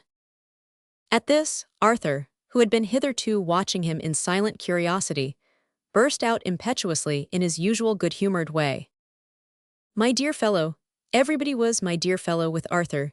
Now you have come to life again, don't begin by being downhearted about your prospects. I'll answer for it, I can help you to some capital thing in the medical line, or if I can't, I know my father can. The medical student looked at him steadily. Thank you, he said coldly, then added, May I ask who your father is? He's well enough known all about this part of the country, replied Arthur. He is a great manufacturer, and his name is Holliday. My hand was on the man's wrist during this brief conversation. The instant the name of Holliday was pronounced, I felt the pulse under my fingers flutter, stop, go on suddenly with a bound, and beat afterwards, for a minute or two, at the fever rate. How did you come here? Asked the stranger, quickly, excitably, passionately almost. Arthur related briefly what had happened from the time of his first taking the bed at the inn. I am indebted to Mr. Holliday's son then for the help that has saved my life, said the medical student, speaking to himself with a singular sarcasm in his voice. Come here. He held out as he spoke his long, white, bony right hand. With all my heart, said Arthur, taking the hand cordially. I may confess it now, he continued, laughing. Upon my honor, you almost frighten me out of my wits. The stranger did not seem to listen. His wild black eyes were fixed with a look of eager interest on Arthur's face, and his long bony fingers kept tight hold of Arthur's hand. Young Holliday, on his side, returned the gaze, amazed and puzzled by the medical student's odd language and manners. The two faces were close together. I looked at them, and to my amazement, I was suddenly impressed by the sense of a likeness between them, not in features or complexion, but solely in expression. It must have been a strong likeness, or I should certainly not have found it out, for I am naturally slow at detecting resemblances between faces. You have saved my life, said the strange man, still looking hard in Arthur's face, still holding tightly by his hand. If you had been my own brother, you could not have done more for me than that. He laid a singularly strong emphasis on those three words, my own brother, and a change passed over his face as he pronounced them, a change that no language of mine is competent to describe. I hope I have not done being of service to you yet, said Arthur. I'll speak to my father as soon as I get home. You seem to be fond and proud of your father, said the medical student. I suppose, in return, he is fond and proud of you. Of course he is, answered Arthur, laughing. Is there anything wonderful in that? Isn't your father fond? The stranger suddenly dropped young Holliday's hand and turned his face away. "I beg your pardon," said Arthur. "I hope I have not unintentionally pained you. I hope you have not lost your father." "I can't well lose what I have never had," retorted the medical student with a harsh, mocking laugh. "What you have never had." The strange man suddenly caught Arthur's hand again, suddenly looked once more hard in his face. "Yes," he said with a repetition of the bitter laugh. "You have brought a poor devil back into the world who has no business there. Do I astonish you? Well, I have a fancy of my own for telling you what men in my situation generally keep a secret. I have no name and no father. The merciful law of society tells me I am nobody's son. Ask your father if he will be my father too, and help me on in life with the family name." Arthur looked at me more puzzled than ever. I signed to him to say nothing, and then laid my fingers again on the man's wrist. No, in spite of the extraordinary speech that he had just made, he was not, as I had been disposed to suspect, beginning to get lightheaded. His pulse, by this time, had fallen back to a quiet, slow beat, and his skin was moist and cool. Not a symptom of fever or agitation about him. Finding that neither of us answered him, he turned to me and began talking of the extraordinary nature of his case, and asking my advice about the future course of medical treatment to which he ought to subject himself. I said the matter required careful thinking over, and suggested that I should submit certain prescriptions to him the next morning. He told me to write them at once, as he would, most likely, be leaving Doncaster in the morning before I was up. It was quite useless to represent to him the folly and danger of such a proceeding as this. He heard me politely and patiently, but held to his resolution, without offering any reasons or any explanations, and repeated to me that if I wished to give him a chance of seeing my prescription, I must write it at once. Hearing this, Arthur volunteered the loan of a traveling writing case, which he said he had with him, and bringing it to the bed, shook the note paper out of the pocket of the case forthwith in his usual careless way. With the paper, there fell out on the counterpane of the bed a small packet of sticking plaster, and a little watercolor drawing of a landscape. The medical student took up the drawing and looked at it. His eye fell on some initials neatly written in cipher in one corner. He started and trembled, his pale face grew whiter than ever, his wild black eyes turned on Arthur and looked through and through him. "A pretty drawing," he said in a remarkably quiet tone of voice. "Ah, and done by such a pretty girl," said Arthur. "Oh, such a pretty girl. I wish it was not a landscape, I wish it was a portrait of her." "You admire her very much." Arthur, half in jest, half in earnest, kissed his hand for answer. "Love at first sight," he said, putting the drawing away again. "But the course of it doesn't run smooth, it's the old story. She's monopolized as usual, trammeled by a rash engagement to some poor man who is never likely to get money enough to marry her. It was lucky I heard of it in time, or I should certainly have risked a declaration when she gave me that drawing. Here, doctor, here is pen, ink, and paper all ready for you. When she gave you that drawing, gave it. He repeated the words slowly to himself, and suddenly closed his eyes. A momentary distortion passed across his face, and I saw one of his hands clutch up the bedclothes and squeeze them hard. I thought he was going to be ill again, and begged that there might be no more talking. He opened his eyes when I spoke, fixed them once more searchingly on Arthur, and said, slowly and distinctly, "You like her and she likes you. The poor man may die out of your way. Who can tell that she may not give you herself as well as her drawing after all?" Before young Holiday could answer, he turned to me and said in a whisper, "Now for the prescription." From that time, though he spoke to Arthur again, he never looked at him more. When I had written the prescription, he examined it, approved of it, and then astonished us both by abruptly wishing us good night. I offered to sit up with him, and he shook his head. Arthur offered to sit up with him, and he said shortly, with his face turned away, "No." I insisted on having somebody left to watch him. He gave way when he found I was determined, and said he would accept the services of the waiter at the inn. "Thank you both," he said as we rose to go. "I have one last favor to ask, not of you, doctor, for I leave you to exercise your professional discretion, but of Mr. Holiday." His eyes, while he spoke, still rested steadily on me and never once turned towards Arthur. "I beg that Mr. Holiday will not mention to anyone, least of all to his father, the events that have occurred and the words that have passed in this room. I entreat him to bury me in his memory, as, but for him, I might have been buried in my grave. I cannot give my reasons for making this strange request. I can only implore him to grant it."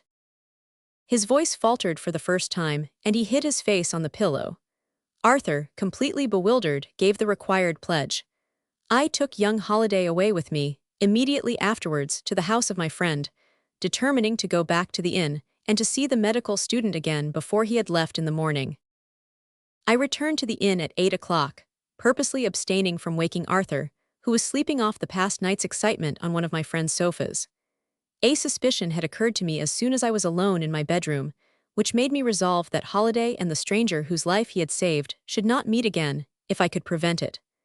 I have already alluded to certain reports, or scandals, which I knew of, relating to the early life of Arthur's father. While I was thinking, in my bed, of what had passed at the inn, of the change in the student's pulse when he heard the name of Holiday, of the resemblance of expression that I had discovered between his face and Arthur's, of the emphasis he had laid on those three words, my own brother, and of his incomprehensible acknowledgement of his own illegitimacy, while I was thinking of these things, the reports I have mentioned suddenly flew into my mind and linked themselves fast to the chain of my previous reflections. Something within me whispered, "It is best that those two young men should not meet again." I felt it before I slept, I felt it when I woke, and I went, as I told you, alone to the inn the next morning. I had missed my only opportunity of seeing my nameless patient again. He had been gone nearly an hour when I inquired for him. I have now told you everything that I know for certain, in relation to the man whom I brought back to life in the double-bedded room of the inn at Doncaster. What I have next to add is matter for inference and surmise, and is not, strictly speaking, matter of fact. I have to tell you, first, that the medical student turned out to be strangely and unaccountably right in assuming it as more than probable that Arthur Holiday would marry the young lady who had given him the water-colored drawing of the landscape. That marriage took place a little more than a year after the events occurred which I have just been relating. The young couple came to live in the neighborhood in which I was then established in practice. I was present at the wedding, and was rather surprised to find that Arthur was singularly reserved with me, both before and after his marriage, on the subject of the young lady's prior engagement. He only referred to it once, when we were alone, merely telling me, on that occasion, that his wife had done all that honor and duty required of her in the matter, and that the engagement had been broken off with the full approval of her parents. I never heard more from him than this. For 3 years he and his wife lived together happily. At the expiration of that time, the symptoms of a serious illness first declared themselves in Mrs. Arthur Holiday. It turned out to be a long, lingering, hopeless malady. I attended her throughout. We had been great friends when she was well, and we became more attached to each other than ever when she was ill. I had many long and interesting conversations with her in the intervals when she suffered least. The result of one of these conversations I may briefly relate, leaving you to draw any inferences from it that you please. The interview to which I refer occurred shortly before her death. I called one evening, as usual, and found her alone, with a look in her eyes which told me that she had been crying. She only informed me at first that she had been depressed in spirits, but by little and little she became more communicative, and confessed to me that she had been looking over some old letters, which had been addressed to her, before she had seen Arthur, by a man to whom she had been engaged to be married. I asked her how the engagement came to be broken off. She replied that it had not been broken off, but that it had died out in a very mysterious way. The person to whom she was engaged, her first love, she called him, was very poor, and there was no immediate prospect of their being married. He followed my profession and went abroad to study. They had corresponded regularly, until the time when, as she believed, he had returned to England. From that period she heard no more of him. He was of a fretful, sensitive temperament, and she feared that she might have inadvertently done or said something that offended him. However that might be, he had never written to her again, and after waiting a year, she had married Arthur. I asked when the first estrangement had begun, and found that the time at which she ceased to hear anything of her first lover exactly corresponded with the time at which I had been called in to my mysterious patient at the Two Robins Inn. A fortnight after that conversation she died. In course of time, Arthur married again. Of late years, he has lived principally in London, and I have seen little or nothing of him. I have many years to pass over before I can approach to anything like a conclusion of this fragmentary narrative. And even when that later period is reached, the little that I have to say will not occupy your attention for more than a few minutes. Between 6 and 7 years ago, the gentleman to whom I introduced you in this room came to me with good professional recommendations, to fill the position of my assistant. We met, not like strangers, but like friends, the only difference between us being that I was very much surprised to see him, and that he did not appear to be at all surprised to see me. If he was my son or my brother, I believe he could not be fonder of me than he is, but he has never volunteered any confidences since he has been here, on the subject of his past life. I saw something that was familiar to me in his face when we first met, and yet it was also something that suggested the idea of change. I had a notion once that my patient at the inn might be a natural son of Mr. Holliday's. I had another idea that he might also have been the man who was engaged to Arthur's first wife, and I have a third idea, still clinging to me, that Mr. Lorne is the only man in England who could really enlighten me if he chose on both those doubtful points. His hair is not black now, and his eyes are dimmer than the piercing eyes that I remember, but for all that, he is very like the nameless medical student of my young days, very like him. And sometimes when I come home late at night and find him asleep and wake him, he looks, in coming to, wonderfully like the stranger at Doncaster, as he raised himself in the bed on that memorable night. The doctor paused. Mr. Goodchild, who had been following every word that fell from his lips up to this time, leaned forward eagerly to ask a question. Before he could say a word, the latch of the door was raised, without any warning sound of footsteps in the passage outside. A long, white, bony hand appeared through the opening, gently pushing the door, which was prevented from working freely on its hinges by a fold in the carpet under it. That hand, look at that hand, doctor, said Mr. Goodchild, touching him. At the same moment, the doctor looked at Mr. Goodchild and whispered to him, significantly, "Hush, he has come back." Chapter 3. The Cumberland doctor's mention of Doncaster races inspired Mr. Francis Goodchild with the idea of going down to Doncaster to see the races. Doncaster being a good way off, and quite out of the way of the idle apprentices, if anything could be out of their way, who had no way, it necessarily followed that Francis perceived Doncaster in the race week to be, of all possible idleness, the particular idleness that would completely satisfy him. Thomas, with an enforced idleness grafted on the natural and voluntary power of his disposition, was not of this mind, objecting that a man compelled to lie on his back on a floor, a sofa, a table, a line of chairs, or anything he could get to lie upon, was not in racing condition, and that he desired nothing better than to lie where he was, enjoying himself in looking at the flies on the ceiling. But Francis Goodchild, who had been walking round his companion in a circuit of 12 miles for 2 days, and had begun to doubt whether it was reserved for him ever to be idle in his life, not only overpowered this objection, but even converted Thomas Idle to a scheme he formed, another idle inspiration, of conveying the said Thomas to the sea-coast, and putting his injured leg under a stream of salt water. Plunging into this happy conception headforemost, Mr. Goodchild immediately referred to the county map, and ardently discovered that the most delicious piece of sea-coast to be found within the limits of England, Ireland, Scotland, Wales, the Isle of Man, and the Channel Islands, all summed up together, was Allonby on the coast of Cumberland. There was the coast of Scotland opposite to Allonby, said Mr. Goodchild with enthusiasm. There was a fine Scottish mountain on that Scottish coast. There were Scottish lights to be seen shining across the glorious channel, and at Allonby itself there was every idle luxury, no doubt, that a watering place could offer to the heart of idle man. Moreover, said Mr. Goodchild with his finger on the map, this exquisite retreat was approached by a coach road, from a railway station called Aspatria, a name, in a manner, suggestive of the departed glories of Greece, associated with one of the most engaging and most famous of Greek women. On this point, Mr. Goodchild continued at intervals to breathe a vein of classic fancy and eloquence exceedingly irksome to Mr. Idle, until it appeared that the honest English pronunciation of that Cumberland country shortened Aspatria into spatter.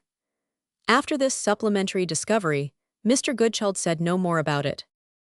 By way of spatter, the crippled Idle was carried, hoisted, pushed, poked, and packed into and out of carriages, into and out of beds, into and out of tavern resting places, until he was brought at length within sniff of the sea. And now, behold the apprentices gallantly riding into Allonby in a one-horse fly, bent upon staying in that peaceful marine valley, until the turbulent Doncaster time shall come round upon the wheel, in its turn among what are in sporting registers called the fixtures for the month. "Do you see Allonby?" asked Thomas Idle. "I don't see it yet," said Francis, looking out of window. It must be there, said Thomas Idle. I don't see it, returned Francis. It must be there, repeated Thomas Idle fretfully. Lord bless me, exclaimed Francis, drawing in his head, I suppose this is it. A watering place, retorted Thomas Idle with the pardonable sharpness of an invalid, can't be 5 gentlemen in straw hats, on a form on one side of a door, and 4 ladies in hats and falls, on a form on another side of a door, and 3 geese in a dirty little brook before them, and a boy's legs hanging over a bridge, with a boy's body I suppose on the other side of the parapet, and a donkey running away. What are you talking about? Allonby, gentlemen, said the most comfortable of landladies as she opened one door of the carriage. Allonby, gentlemen, said the most attentive of landlords, as he opened the other. Thomas Idle yielded his arm to the ready Goodchild, and descended from the vehicle. Thomas, now just able to grope his way along, in a doubled-up condition with the aid of 2 thick sticks, was no bad embodiment of Commodore Trunnion, or of one of those many gallant admirals of the stage, who have all ample fortunes, gout, thick sticks, tempers, wards, and nephews. With this distinguished naval appearance upon him, Thomas made a crab-like progress up a clean little bulkheaded staircase, into a clean little bulkheaded room, where he slowly deposited himself on a sofa, with a stick on either hand of him, looking exceedingly grim. Francis, said Thomas Idle, what do you think of this place? I think, returned Mr. Goodchild in a glowing way, it is everything we expected. Ha, said Thomas Idle. There is the sea, cried Mr. Goodchild, pointing out of window, and here, pointing to the lunch on the table, are shrimps. Let us. Here Mr. Goodchild looked out of window, as if in search of something, and looked in again. Let us eat 'em. The shrimps eaten and the dinner ordered, Mr. Goodchild went out to survey the watering place. As chorus of the drama, without whom Thomas could make nothing of the scenery, he by and by returned, to have the following report screwed out of him. In brief, it was the most delightful place ever seen. But Thomas Idle asked, where is it? It's what you may call generally up and down the beach, here and there, said Mr. Goodchild, with a twist of his hand. Proceed, said Thomas Idle. It was, Mr. Goodchild went on to say in cross-examination, what you might call a primitive place. Large? No, it was not large. Who ever expected it would be large? Shape? What a question to ask. No shape. What sort of a street? Why, no street. Shops? Yes, of course, quite indignant. How many? Who ever went into a place to count the shops? Ever so many, 6, perhaps. A library? Why, of course, indignant again. Good collection of books. Most likely, couldn't say, had seen nothing in it but a pair of scales. Any reading room? Of course there was a reading room. Where, why over there, where was over there? Why there, let Mr. Idle carry his eye to that bit of waste ground above high-water mark, where the rank grass and loose stones were most in a litter, and he would see a sort of long, ruinous brick loft, next door to a ruinous brick outhouse, which loft had a ladder outside to get up by. That was the reading room, and if Mr. Idle didn't like the idea of a weaver's shuttle throbbing under a reading room, that was his lookout. He was not to dictate, Mr. Goodchild supposed, indignant again, to the company. By the by, Thomas Idle observed, the company. Well, Mr. Goodchild went on to report, very nice company. Where were they? Why, there they were, Mr. Idle could see the tops of their hats, he supposed. What, those 9 straw hats again, 5 gentlemen's and 4 ladies. Yes, to be sure, Mr. Goodchild hoped the company were not to be expected to wear helmets to please Mr. Idle. Beginning to recover his temper at about this point, Mr. Goodchild voluntarily reported that if you wanted to be primitive, you could be primitive here, and that if you wanted to be idle, you could be idle here. In the course of some days, he added, that there were 3 fishing boats, but no rigging, and that there were plenty of fishermen who never fished, that they got their living entirely by looking at the ocean. What nourishment they looked out of it to support their strength, he couldn't say, but he supposed it was some sort of iodine. The place was full of their children, who were always upside down on the public buildings, 2 small bridges over the brook, and always hurting themselves or one another, so that their wailings made more continual noise in the air than could have been got in a busy place. The houses people lodged in were nowhere in particular, and were in capital accordance with the beach, being all more or less cracked and damaged as its shells were, and all empty as its shells were. Among them was an edifice of destitute appearance, with a number of wall-eyed windows in it, looking desperately out to Scotland as if for help, which said it was a bazaar, and it ought to know, and where you might buy anything you wanted, supposing what you wanted was a little camp stool or a child's wheelbarrow. The brook crawled or stopped between the houses and the sea, and the donkey was always running away, and when he got into the brook he was pelted out with stones, which never hit him, and which always hit some of the children who were upside down on the public buildings and made their lamentations louder. This donkey was the public excitement of Allenby, and was probably supported at the public expense. The foregoing descriptions, delivered in separate items on separate days of adventurous discovery, Mr. Goodchild severally wound up, by looking out of window, looking in again, and saying, "But there is the sea, and here are the shrimps. Let us eat 'em." There were fine sunsets at Allenby when the low, flat beach, with its pools of water and its dry patches, changed into long bars of silver and gold in various states of burnishing, and there were fine views, on fine days, of the Scottish coast. But when it rained at Allenby, Allenby, thrown back upon its ragged self, became a kind of place which the donkey seemed to have found out, and to have his highly sagacious reasons for wishing to bolt from. Thomas Idle observed, too, that Mr. Goodchild, with a noble show of disinterestedness, became every day more ready to walk to Meriport and back for letters, and suspicions began to harbor in the mind of Thomas that his friend deceived him, and that Meriport was a preferable place. Therefore, Thomas said to Francis on a day when they had looked at the sea and eaten the shrimps, "My mind misgives me, Goodchild, that you go to Meriport, like the boy in the storybook, to ask it to be idle with you." "Judge then," returned Francis, adopting the style of the storybook, "with what success. I go to a region which is a bit of waterside Bristol, with a slice of Wapping, a seasoning of Wolverhampton, and a garnish of Portsmouth, and I say, 'Will you come and be idle with me?' And it answers, 'No, for I am a great deal too vaporous, and a great deal too rusty, and a great deal too muddy, and a great deal too dirty altogether.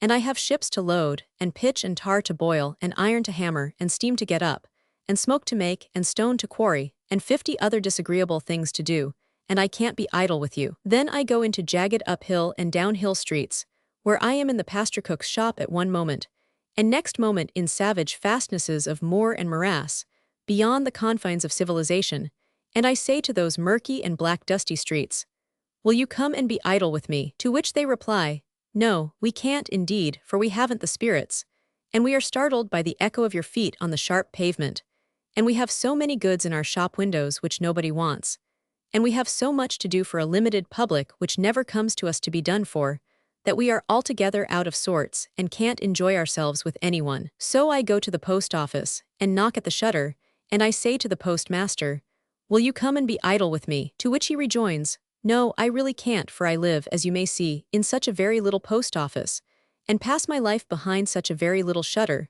that my hand, when I put it out, is as the hand of a giant crammed through the window of a dwarf's house at a fair, and I, mere post office anchorite in a cell much too small for him, and I can't get out, and I can't get in, and I have no space to be idle in, even if I would.'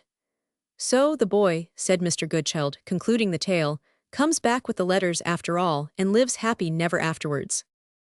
But it may, not unreasonably, be asked, while Francis Goodchild was wandering hither and thither, storing his mind with perpetual observation of men and things, and sincerely believing himself to be the laziest creature in existence all the time, how did Thomas Idle, crippled and confined to the house, contrive to get through the hours of the day?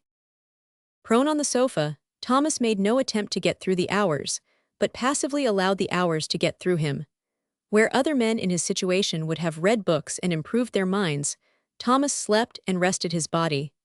Where other men would have pondered anxiously over their future prospects, Thomas dreamed lazily of his past life. The one solitary thing he did, which most other people would have done in his place, was to resolve on making certain alterations and improvements in his mode of existence, as soon as the effects of the misfortune that had overtaken him had all passed away. Remembering that the current of his life had hitherto oozed along in one smooth stream of laziness, occasionally troubled on the surface by a slight passing ripple of industry, his present ideas on the subject of self-reform inclined him, not as the reader may be disposed to imagine, to project schemes for a new existence of enterprise and exertion, but on the contrary, to resolve that he would never, if he could possibly help it, be active or industrious again, throughout the whole of his future career. It is due to Mr. Idle to relate that his mind sauntered towards this peculiar conclusion on distinct and logically producible grounds. After reviewing, quite at his ease, and with many needful intervals of repose, the generally placid spectacle of his past existence, he arrived at the discovery that all the great disasters which had tried his patience and equanimity in early life had been caused by his having allowed himself to be deluded into imitating some pernicious example of activity and industry that had been set him by others. The trials to which he here alludes were 3 in number, and may be thus reckoned up. First, the disaster of being an unpopular and a thrashed boy at school. Secondly, the disaster of falling seriously ill. Thirdly, the disaster of becoming acquainted with a great bore. The first disaster occurred after Thomas had been an idle and a popular boy at school for some happy years. One Christmas time, he was stimulated by the evil example of a companion, whom he had always trusted and liked, to be untrue to himself, and to try for a prize at the ensuing half-yearly examination. He did try, and he got a prize. How, he did not distinctly know at the moment, and cannot remember now. No sooner, however, had the book Moral Hints to the Young on the Value of Time been placed in his hands than the first troubles of his life began. The idle boys deserted him as a traitor to their cause. The industrious boys avoided him as a dangerous interloper. One of their number, who had always won the prize on previous occasions, expressing just resentment at the invasion of his privileges by calling Thomas into the playground, and then and there administering to him the first sound and genuine thrashing that he had ever received in his life. Unpopular from that moment, as a beaten boy, who belonged to no side and was rejected by all parties, young Idle soon lost caste with his masters, as he had previously lost caste with his schoolfellows. He had forfeited the comfortable reputation of being the one lazy member of the youthful community, whom it was quite hopeless to punish. Never again did he hear the headmaster say reproachfully to an industrious boy who had committed a fault, "I might have expected this in Thomas Idle, but it is inexcusable, sir, in you, who know better." Never more, after winning that fatal prize, did he escape the retributive imposition or the avenging birch.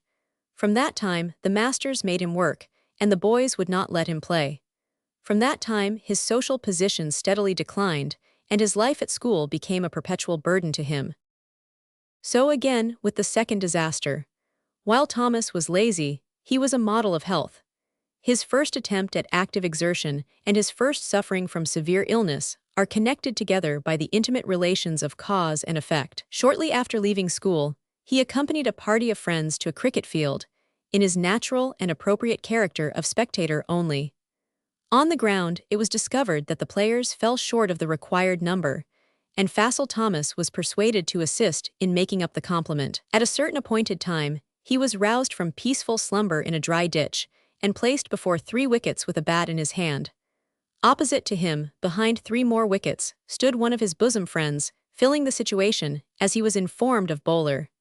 No words can describe Mr. Idle's horror and amazement when he saw this young man, on ordinary occasions, the meekest and mildest of human beings, suddenly contract his eyebrows, compress his lips, assume the aspect of an infuriated savage, run back a few steps, then run forward, and without the slightest previous provocation, hurl a detestably hard ball with all his might straight at Thomas's legs.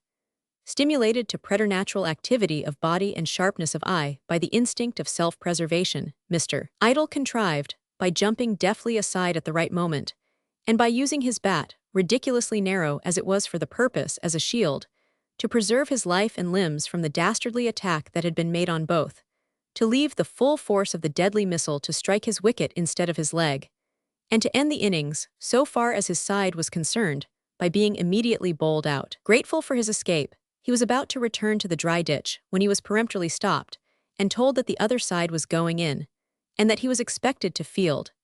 His conception of the whole art and mystery of fielding may be summed up in the 3 words of serious advice which he privately administered to himself on that trying occasion: avoid the ball. Fortified by this sound and salutary principle, he took his own course, impervious alike to ridicule and abuse. Whenever the ball came near him, he thought of his shins and got out of the way immediately. "Catch it, stop it, pitch it up," were cries that passed by him like the idle wind that he regarded not. He ducked under it, he jumped over it, he whisked himself away from it on either side. Never once, through the whole innings, did he and the ball come together on anything approaching to intimate terms. The unnatural activity of body, which was necessarily called forth for the accomplishment of this result, threw Thomas Idle, for the first time in his life, into a perspiration. The perspiration, in consequence of his want of practice in the management of that particular result of bodily activity, was suddenly checked. The inevitable chill succeeded, and that, in its turn, was followed by a fever. For the first time since his birth, Mr. Idle found himself confined to his bed for many weeks together, wasted and worn by a long illness, of which his own disastrous muscular exertion had been the sole first cause. The third occasion on which Thomas found reason to reproach himself bitterly for the mistake of having attempted to be industrious was connected with his choice of a calling in life. Having no interest in the church, he appropriately selected the next best profession for a lazy man in England, the bar. Although the benchers of the Inns of Court have lately abandoned their good old principles and obliged their students to make some show of studying, in Mr. Idle's time no such innovation as this existed. Young men who aspired to the honorable title of barrister were very properly not asked to learn anything of the law, but were merely required to eat a certain number of dinners at the table of their hall, and to pay a certain sum of money, and were called to the bar as soon as they could prove that they had sufficiently complied with these extremely sensible regulations.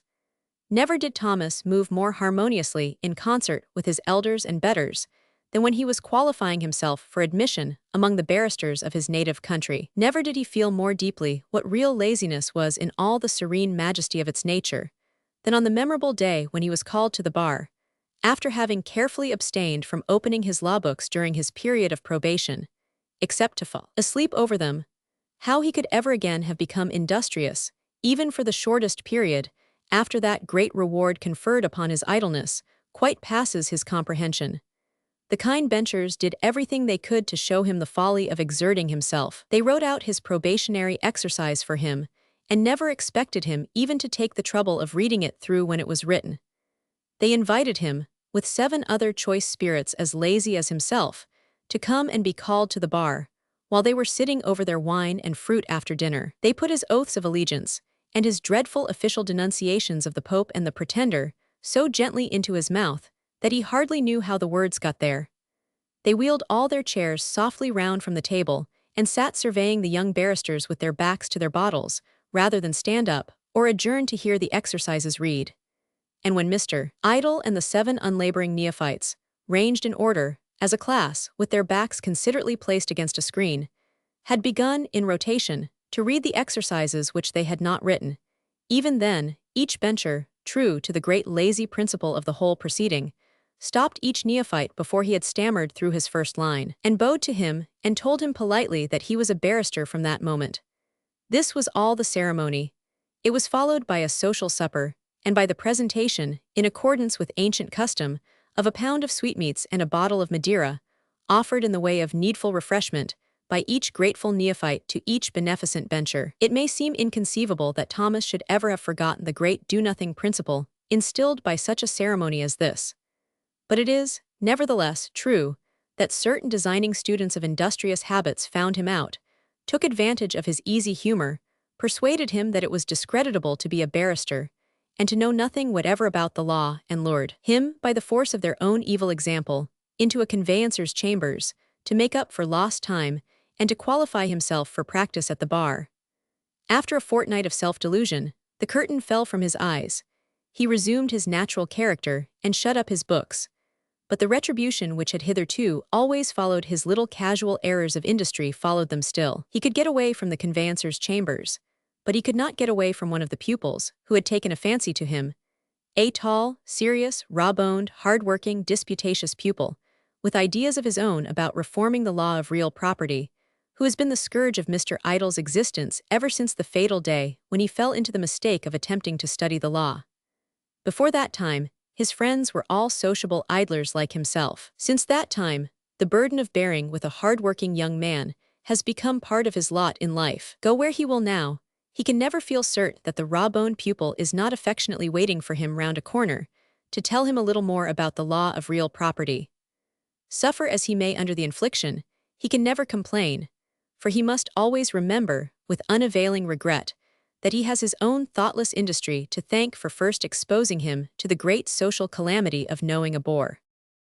These events of his past life, with the significant results that they brought about, pass drowsily through Thomas Idle's memory, while he lies alone on the sofa at Allenby and elsewhere, dreaming away the time which his fellow apprentice gets through so actively out of doors, remembering the lesson of laziness which his past disasters teach, and bearing in mind also the fact that he is crippled in one leg, because he exerted himself to go up a mountain, when he ought to have known that his proper course of conduct was to stop at the bottom of it, he holds now, and will for the future firmly continue to hold, by his new resolution never to be industrious again, on any pretense whatever for the rest of his life. The physical results of his accident have been related in a previous chapter. The moral results now stand on record, and with the enumeration of these, that part of the present narrative which is occupied by the episode of the sprained ankle may now perhaps be considered, in all its aspects, as finished and complete. How do you propose that we get through this present afternoon and evening? Demanded Thomas Idle, after 2 or 3 hours of the foregoing reflections at Allenby. Mr. Goodchild faltered, looked out of window, looked in again, and said, as he had so often said before, "There is the sea, and here are the shrimps. Let us eat 'em." But the wise donkey was at that moment in the act of bolting, not with the irresolution of his previous efforts which had been wanting in sustained force of character, but with real vigor of purpose, shaking the dust off his mane and hind feet at Allenby, and tearing away from it, as if he had nobly made up his mind that he never would be taken alive. At sight of this inspiring spectacle, which was visible from his sofa, Thomas Idle stretched his neck and dwelt upon it rapturously. "Francis Goodchild," he then said, turning to his companion with a solemn air, "this is a delightful little inn, excellently kept by the most comfortable of landladies and the most attentive of landlords, but the donkey's right." The words, "There is the sea, and here are they," again trembled on the lips of Goodchild, unaccompanied however by any sound. "Let us instantly pack the portmanteaus," said Thomas Idle, "pay the bill, and order a fly out, with instructions to the driver to follow the donkey." Mr. Goodchild, who had only wanted encouragement to disclose the real state of his feelings, and who had been pining beneath his weary secret, now burst into tears, and confessed that he thought another day in the place would be the death of him. So the 2 idle apprentices followed the donkey until the night was far advanced. Whether he was recaptured by the town council, or is bolting at this hour through the United Kingdom, they know not. They hope he may be still bolting. If so, their best wishes are with him. It entered Mr. Idle's head, on the borders of Cumberland, that there could be no idler place to stay at, except by snatches of a few minutes each, than a railway station. An intermediate station on a line, a junction, anything of that sort, Thomas suggested. Mr. Goodchild approved of the idea as eccentric, and they journeyed on and on until they came to such a station where there was an inn. "Here," said Thomas, "we may be luxuriously lazy. Other people will travel for us as it were, and we shall laugh at their folly." It was a junction station, where the wooden razors before mentioned shaved the air very often, and where the sharp electric telegraph bell was in a very restless condition. All manner of cross lines of rails came zigzagging into it, like a congress of iron vipers, and, a little way out of it, a pointsman in an elevated signal box was constantly going through the motions of drawing immense quantities of beer at a public-house bar. In one direction, confused perspectives of embankments and arches were to be seen from the platform. In the other, the rails soon disentangled themselves into 2 tracks, and shot away under a bridge, and curved round a corner. Sidings were there, in which empty luggage vans and cattle boxes often butted against each other as if they couldn't agree. And warehouses were there, in which great quantities of goods seemed to have taken the veil of the consistency of tarpaulin, and to have retired from the world without any hope of getting back to it. Refreshment rooms were there. One, for the hungry and thirsty iron locomotives where their coke and water were ready, and of good quality, for they were dangerous to play tricks with; the other, for the hungry and thirsty human locomotives, who might take what they could get, and whose chief consolation was provided in the form of 3 terrific urns or vases of white metal, containing nothing, each forming a breastwork for a defiant and apparently much injured woman. Established at this station, Mr. Thomas Idle and Mr. Francis Goodchild resolved to enjoy it, but its contrasts were very violent, and there was also an infection in it. First, as to its contrasts, they were only 2, but they were lethargy and madness. The station was either totally unconscious or wildly raving. By day, in its unconscious state, it looked as if no life could come to it, as if it were all rust, dust, and ashes, as if the last train forever had gone without issuing any return tickets, as if the last engine had uttered its last shriek and burst.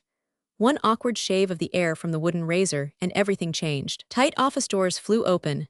Panels yielded, books, newspapers, traveling caps and wrappers broke out of brick walls. Money chinked, conveyances oppressed by nightmares of luggage came careering into the yard. Porters started up from secret places, ditto the much-injured. Women, the shining bell, who lived in a little tray on stilts by himself, flew into a man's hand and clamored violently. The pointsman aloft in the signal box made the motions of drawing, with some difficulty, hogsheads of beer. Down train, more bear, up train, more beer. Cross-junction train, more beer, cattle train, more beer, goods train. Simmering, whistling, trembling, rumbling, thundering. Trains on the whole confusion of intersecting rails, crossing one another, bumping one another, hissing one another, backing to go forward, tearing into distance to come close. People frantic. Exiles seeking restoration to their native carriages and banished to remoter climes. More beer and more bell. Then, in a minute, the station relapsed into stupor as the stoker of the cattle train, the last to depart, went gliding out of it, wiping the long nose of his oil can with a dirty pocket handkerchief. By night, in its unconscious state, the station was not so much as visible. Something in the air, like an enterprising chemist's established in business on one of the boughs of Jack's beanstalk, was all that could be discerned of it under the stars. In a moment it would break out, a constellation of gas. In another moment, 20 rival chemists on 20 rival beanstalks came into existence. Then the Furies would be seen, waving their lurid torches up and down the confused perspectives of embankments and arches. Would be heard, too, wailing and shrieking. Then the station would be full of palpitating trains, as in the day, with the heightening difference that they were not so clearly seen as in the day, whereas the station walls, starting forward under the gas, like a hippopotamus's eyes, dazzled the human locomotives. With the sauce bottle, the cheap music, the bedstead, the distorted range of buildings where the patent safes are made, the gentleman in the rain with the registered umbrella, the lady returning from the ball with the registered respirator, and all their other embellishments. And now, the human locomotives, creased as to their countenances and purblind as to their eyes, would swarm forth in a heap, addressing themselves to the mysterious urns and the much-injured women, while the iron locomotives, dripping fire and water, shed their steam about plentifully, making the dull oxen in their cages, with heads depressed and foam hanging from their mouths as their red looks glanced fearfully at the surrounding terrors, seem as though they had been drinking at half-frozen waters and were hung with icicles. Through the same steam would be caught glimpses of their fellow travelers, the sheep, getting their white kid faces together, away from the bars, and stuffing the interstices with trembling wool. Also, down among the wheels, of the man with the sledgehammer, ringing the axles of the fast night train, against whom the oxen have a misgiving that he is the man with the poleaxe who is to come by and by, and so the nearest of them try to get back, and get a purchase for a thrust at him through the bars. Suddenly, the bell would ring, the steam would stop with one hiss and a yell, the chemists on the beanstalks would be busy, the avenging Furies would bestir themselves, the fast night train would melt from eye and ear, the other trains going their ways more slowly would be heard faintly, rattling in the distance like old-fashioned watches running down, the sauce bottle and cheap music retired from view, even the bedstead went to bed, and there was no such visible thing as the station to vex the cool wind in its blowing, or perhaps the autumn lightning, as it found out the iron rails. The infection of the station was this: when it was in its raving state, the apprentices found it impossible to be there, without laboring under the delusion that they were in a hurry. To Mr. Goodchild, whose ideas of idleness were so imperfect, this was no unpleasant hallucination, and accordingly that gentleman went through great exertions in yielding to it, and running up and down the platform, jostling everybody, under the impression that he had a highly important mission somewhere, and had not a moment to lose. But to Thomas Idle, this contagion was so very unacceptable an incident of the situation, that he struck on the fourth day, and requested to be moved. "This place fills me with a dreadful sensation," said Thomas, "of having something to do. Remove me, Francis." "Where would you like to go next?" was the question of the ever-engaging Goodchild. "I have heard there is a good old inn at Lancaster, established in a fine old house, an inn where they give you bride cake every day after dinner," said Thomas Idle. "Let us eat bride cake without the trouble of being married, or of knowing anybody in that ridiculous dilemma." Mr. Goodchild, with a lover's sigh, assented. They departed from the station in a violent hurry, for which, it is unnecessary to observe, there was not the least occasion, and were delivered at the fine old house at Lancaster on the same night. It is Mr. Goodchild's opinion that if a visitor on his arrival at Lancaster could be accommodated with a pole which would push the opposite side of the street some yards farther off, it would be better for all parties. Protesting against being required to live in a trench, and obliged to speculate all day upon what the people can possibly be doing within a mysterious opposite window, which is a shop window to look at, but not a shop window, in respect of its offering nothing for sale and declining to give any account whatever of itself.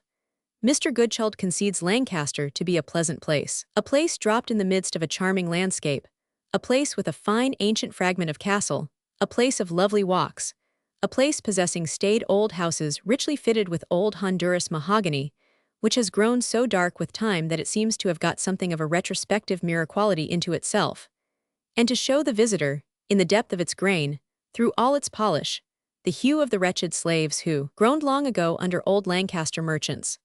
And Mr. Goodchild adds that the stones of Lancaster do sometimes whisper, even yet, of rich men passed away, upon whose great prosperity some of these old doorways frown sullen in the brightest weather, that their slave gain turned to curses, as the Arabian wizard's money turned to leaves, and that no good ever came of it, even unto the third and fourth generations, until it was wasted and gone. It was a gallant sight to behold, the Sunday procession of the Lancaster elders to church, all in black, and looking fearfully like a funeral without the body, under the escort of 3 beadles. "Think," said Francis, as he stood at the inn window admiring, "of being taken to the sacred edifice by 3 beadles. I have in my early time been taken out of it by 1 beadle, but to be taken into it by 3, O Thomas, is a distinction I shall never enjoy." Chapter 4. When Mr. Goodchild had looked out of the Lancaster inn window for 2 hours on end, with great perseverance, he begun to entertain a misgiving that he was growing industrious. He therefore set himself next to explore the country from the tops of all the steep hills in the neighborhood. He came back at dinner time, red and glowing, to tell Thomas Idle what he had seen. Thomas, on his back reading, listened with great composure, and asked him whether he really had gone up those hills, and bothered himself with those views, and walked all those miles. "Because I want to know," added Thomas, "what you would say of it if you were obliged to do it." "It would be different then," said Francis. "It would be work then, now it's play." "Play," replied Thomas Idle, utterly repudiating the reply. "Play, here is a man goes systematically tearing himself to pieces, and putting himself through an incessant course of training, as if he were always under articles to fight a match for the champion's belt, and he calls it play." "Play," exclaimed Thomas Idle, scornfully contemplating his one boot in the air. "You can't play, you don't know what it is, you make work of everything." The bright Goodchild amiably smiled. "So you do," said Thomas. "I mean it. To me you are an absolutely terrible fellow. You do nothing like another man. Where another fellow would fall into a footbath of action or emotion, you fall into a mine. Where any other fellow would be a painted butterfly, you are a fiery dragon. Where another man would stake a sixpence, you stake your existence. If you were to go up in a balloon, you would make for heaven, and if you were to dive into the depths of the earth, nothing short of the other place would content you. What a fellow you are, Francis." The cheerful Goodchild laughed. "It's all very well to laugh, but I wonder you don't feel it to be serious," said Idle. "A man who can do nothing by halves appears to me to be a fearful man." Tom," returned Goodchild, "if I can do nothing by halves, and be nothing by halves, it's pretty clear that you must take me as a whole and make the best of me." With this philosophical rejoinder, the airy Goodchild clapped Mr. Idle on the shoulder in a final manner, and they sat down to dinner. "By the by," said Goodchild, "I have been over a lunatic asylum too, since I have been out." "He has been," exclaimed Thomas Idle, casting up his eyes, "over a lunatic asylum. Not content with being as great an ass as Captain Barclay in the pedestrian way, he makes a lunacy commissioner of himself for nothing." "An immense place," said Goodchild, "admirable offices, very good arrangements, very good attendance, altogether a remarkable place." "And what did you see there?" asked Mr. Idle, adapting Hamlet's advice to the occasion and assuming the virtue of interest, though he had it not. "The usual thing," said Francis Goodchild with a sigh. "Long groves of blighted men and women trees, interminable avenues of hopeless faces, Numbers, without the slightest power of really combining for any earthly purpose. A society of human creatures who have nothing in common, but that they have all lost the power of being humanly social with one another. "Take a glass of wine with me," said Thomas Idle, "and let us be social." "In one gallery, Tom," pursued Francis Goodchild, "which looked to me about the length of the Long Walk at Windsor, more or less." "Probably less," observed Thomas Idle. "In one gallery, which was otherwise clear of patients, for they were all out, there was a poor little dark-chinned, meagre man, with a perplexed brow and a pensive face, stooping low over the matting on the floor, and picking out with his thumb and forefinger the course of its fibers. The afternoon sun was slanting in at the large end window, and there were cross patches of light and shade all down the vista, made by the unseen windows and the open doors of the little sleeping cells on either side. In about the center of the perspective, under an arch, regardless of the pleasant weather, regardless of the solitude, regardless of approaching footsteps, was the poor little dark-chinned, meagre man poring over the matting. "What are you doing there?" said my conductor, when we came to him. He looked up and pointed to the matting. "I wouldn't do that, I think," said my conductor kindly. "If I were you, I would go and read, or I would lie down if I felt tired, but I wouldn't do that." The patient considered a moment, and vacantly answered, "No, sir, I won't. I'll go and read," and so he lamely shuffled away into one of the little rooms. I turned my head before we had gone many paces. He had already come out again, and was again poring over the matting, and tracking out its fibers with his thumb and forefinger. I stopped to look at him, and it came into my mind that probably the course of those fibers as they plaited in and out, over and under, was the only course of things in the whole wide world that it was left to him to understand, that his darkening intellect had narrowed down to the small cleft of light which showed him. This piece was twisted this way, went in here, passed under, came out there, was carried on away here to the right where I now put my finger on it, and in this progress of events the thing was made and came to be here. Then, I wondered whether he looked into the matting next to see if it could show him anything of the process through which he came to be there, so strangely poring over it.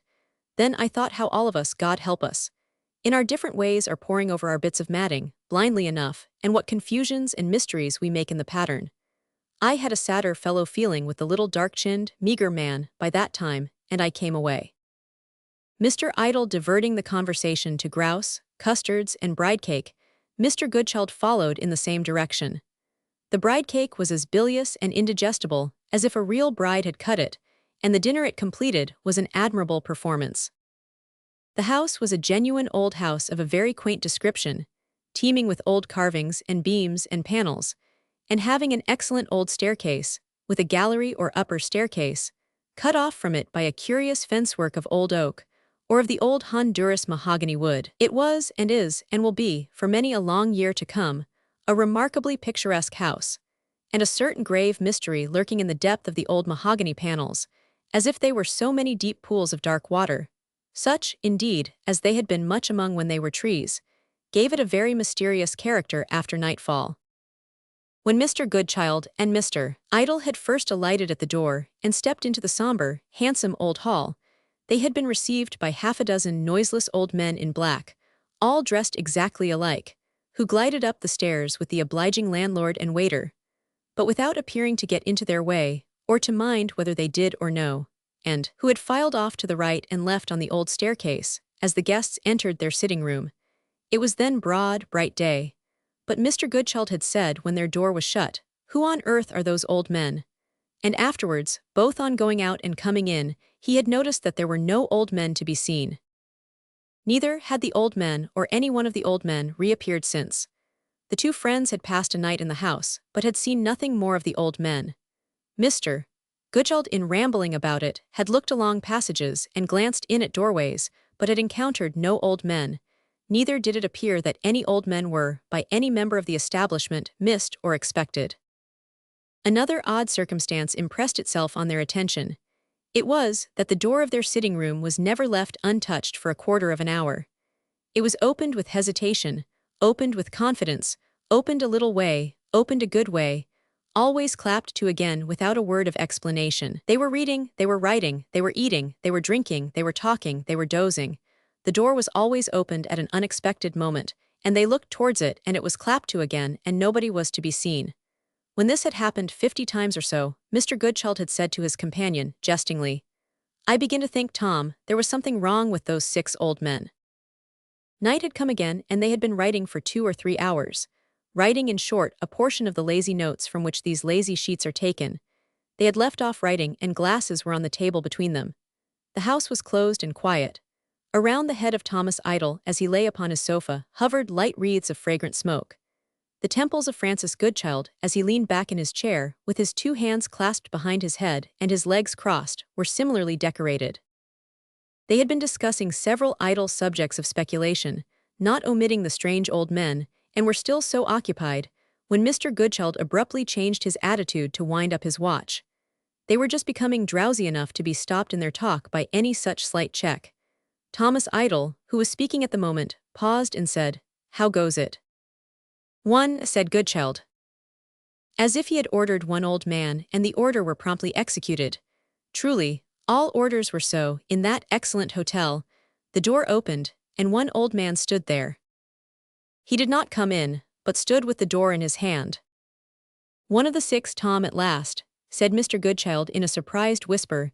"Sir, your pleasure." "Sir, your pleasure," said the one old man. "I didn't ring." "The bell did," said the one old man. He said bell in a deep, strong way that would have expressed the church bell. "I had the pleasure, I believe, of seeing you yesterday," said Goodchild. "I cannot undertake to say for certain," was the grim reply of the one old man. "I think you saw me, did you not?" "Saw you?" said the old man. "Oh yes, I saw you, but I see many who never see me." A chilled, slow, earthy, fixed old man. A cadaverous old man of measured speech. An old man who seemed as unable to wink, as if his eyelids had been nailed to his forehead. An old man whose eyes, 2 spots of fire, had no more motion than if they had been connected with the back of his skull by screws driven through it, and riveted and bolted outside, among his gray hair. The night had turned so cold, to Mr. Goodchild's sensations, that he shivered. He remarked lightly and half apologetically, "I think somebody is walking over my grave." "No," said the weird old man, "there is no one there." Mr. Goodchild looked at Idle, but Idle lay with his head enwreathed in smoke. "No one there," said Goodchild. "There is no one at your grave, I assure you," said the old man. He had come in and shut the door, and he now sat down. He did not bend himself to sit, as other people do, but seemed to sink bolt upright, as if in water, until the chair stopped him. "My friend, Mr. Idle," said Goodchild, extremely anxious to introduce a third person into the conversation. "I am," said the old man without looking at him, "at Mr. Idle's service." "If you are an old inhabitant of this place," Francis Goodchild resumed. "Yes. Perhaps you can decide a point my friend and I were in doubt upon, this morning. They hang condemned criminals at the castle, I believe." "I believe so," said the old man. "Are their faces turned towards that noble prospect?" "Your face is turned," replied the old man, "to the castle wall. When you are tied up, you see its stones expanding and contracting violently, and a similar expansion and contraction seem to take place in your own head and breast. Then there is a rush of fire and an earthquake, and the castle springs into the air, and you tumble down a precipice." His cravat appeared to trouble him. He put his hand to his throat and moved his neck from side to side. He was an old man of a swollen character of face, and his nose was immovably hitched up on one side, as if by a little hook inserted in that nostril. Mr. Goodchild felt exceedingly uncomfortable, and began to think the night was hot and not cold. "A strong description, sir," he observed. "A strong sensation," the old man rejoined. Again Mr. Goodchild looked to Mr. Thomas Idle, but Thomas lay on his back with his face attentively turned towards the one old man, and made no sign. At this time Mr. Goodchild believed that he saw threads of fire stretch from the old man's eyes to his own, and there attach themselves. Mr. Goodchild writes the present account of his experience, and with the utmost solemnity, protests that he had the strongest sensation upon him of being forced to look at the old man along those 2 fiery films, from that moment.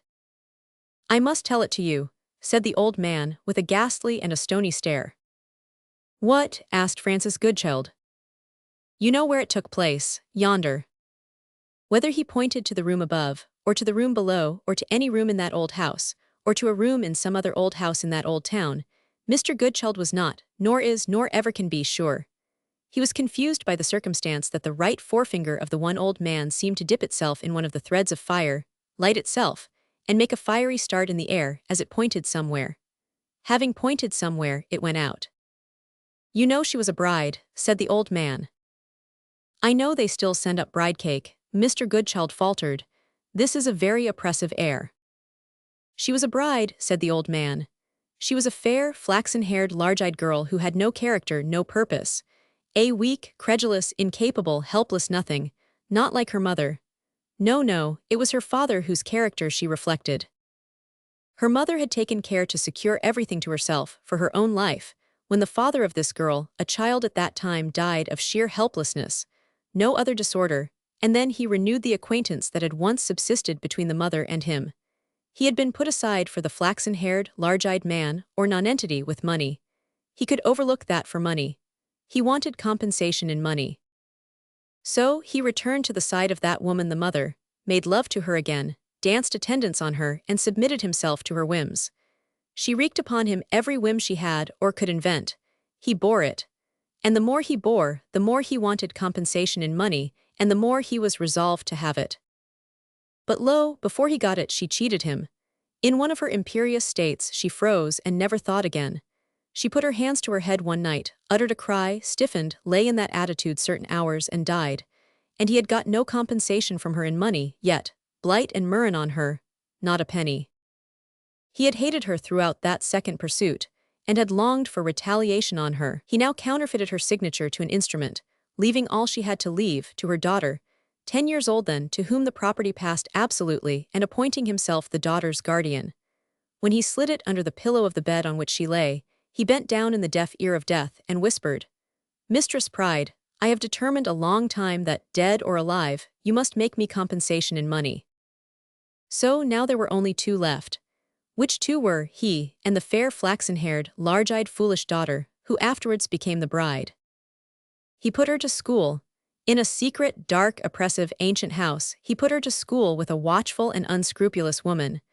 "My worthy lady," he said, "here is a mind to be formed. Will you help me to form it?"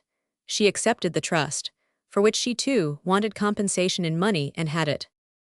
The girl was formed in the fear of him, and in the conviction that there was no escape from him. She was taught from the first to regard him as her future husband, the man who must marry her, the destiny that overshadowed her, the appointed certainty that could never be evaded.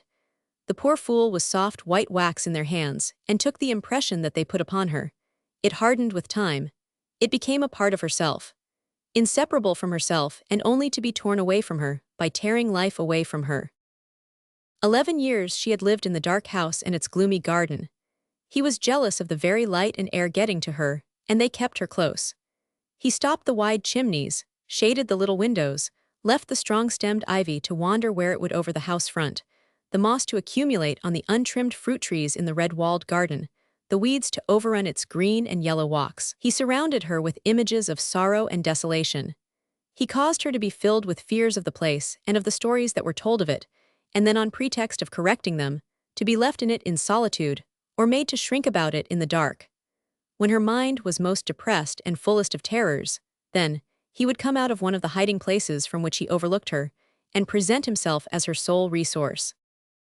Thus, by being from her childhood the one embodiment her life presented to her of power to coerce and power to relieve, power to bind and power to loose, the ascendancy over her weakness was secured. She was 21 years and 21 days old when he brought her home to the gloomy house, his half-witted, frightened, and submissive bride of 3 weeks. A submissive bride. He had dismissed the governess by that time. What he had left to do, he could best do alone, and they came back, upon a rain night, to the scene of her long preparation. She turned to him upon the threshold, as the rain was dripping from the porch, and said, "Oh, sir, it is the death watch ticking for me." "Well," he answered, "and if it were?" "Oh, sir," she returned to him, "look kindly on me and be merciful to me. I beg your pardon. I will do anything you wish if you will only forgive me." That had become the poor fool's constant song. I beg your pardon, and forgive me. She was not worth hating. He felt nothing but contempt for her. But she had long been in the way, and he had long been weary, and the work was near its end, and had to be worked out. "You fool," he said, "go up the stairs." She obeyed very quickly, murmuring, "I will do anything you wish." When he came into the bride's chamber, having been a little retarded by the heavy fastenings of the great door, for they were alone in the house, and he had arranged that the people who attended on them should come and go in the day, he found her withdrawn to the furthest corner, and there standing pressed against the paneling as if she would have shrunk through it, her flaxen hair all wild about her face, and her large eyes staring at him in vague terror. "What are you afraid of? Come and sit down by me." "I will do anything you wish." "I beg your pardon, sir, forgive me," her monotonous tune as usual. "Ellen, here is a writing that you must write out tomorrow in your own hand. You may as well be seen by others, busily engaged upon it. When you have written it all fairly, and corrected all mistakes, call in any 2 people there may be about the house, and sign your name to it before them.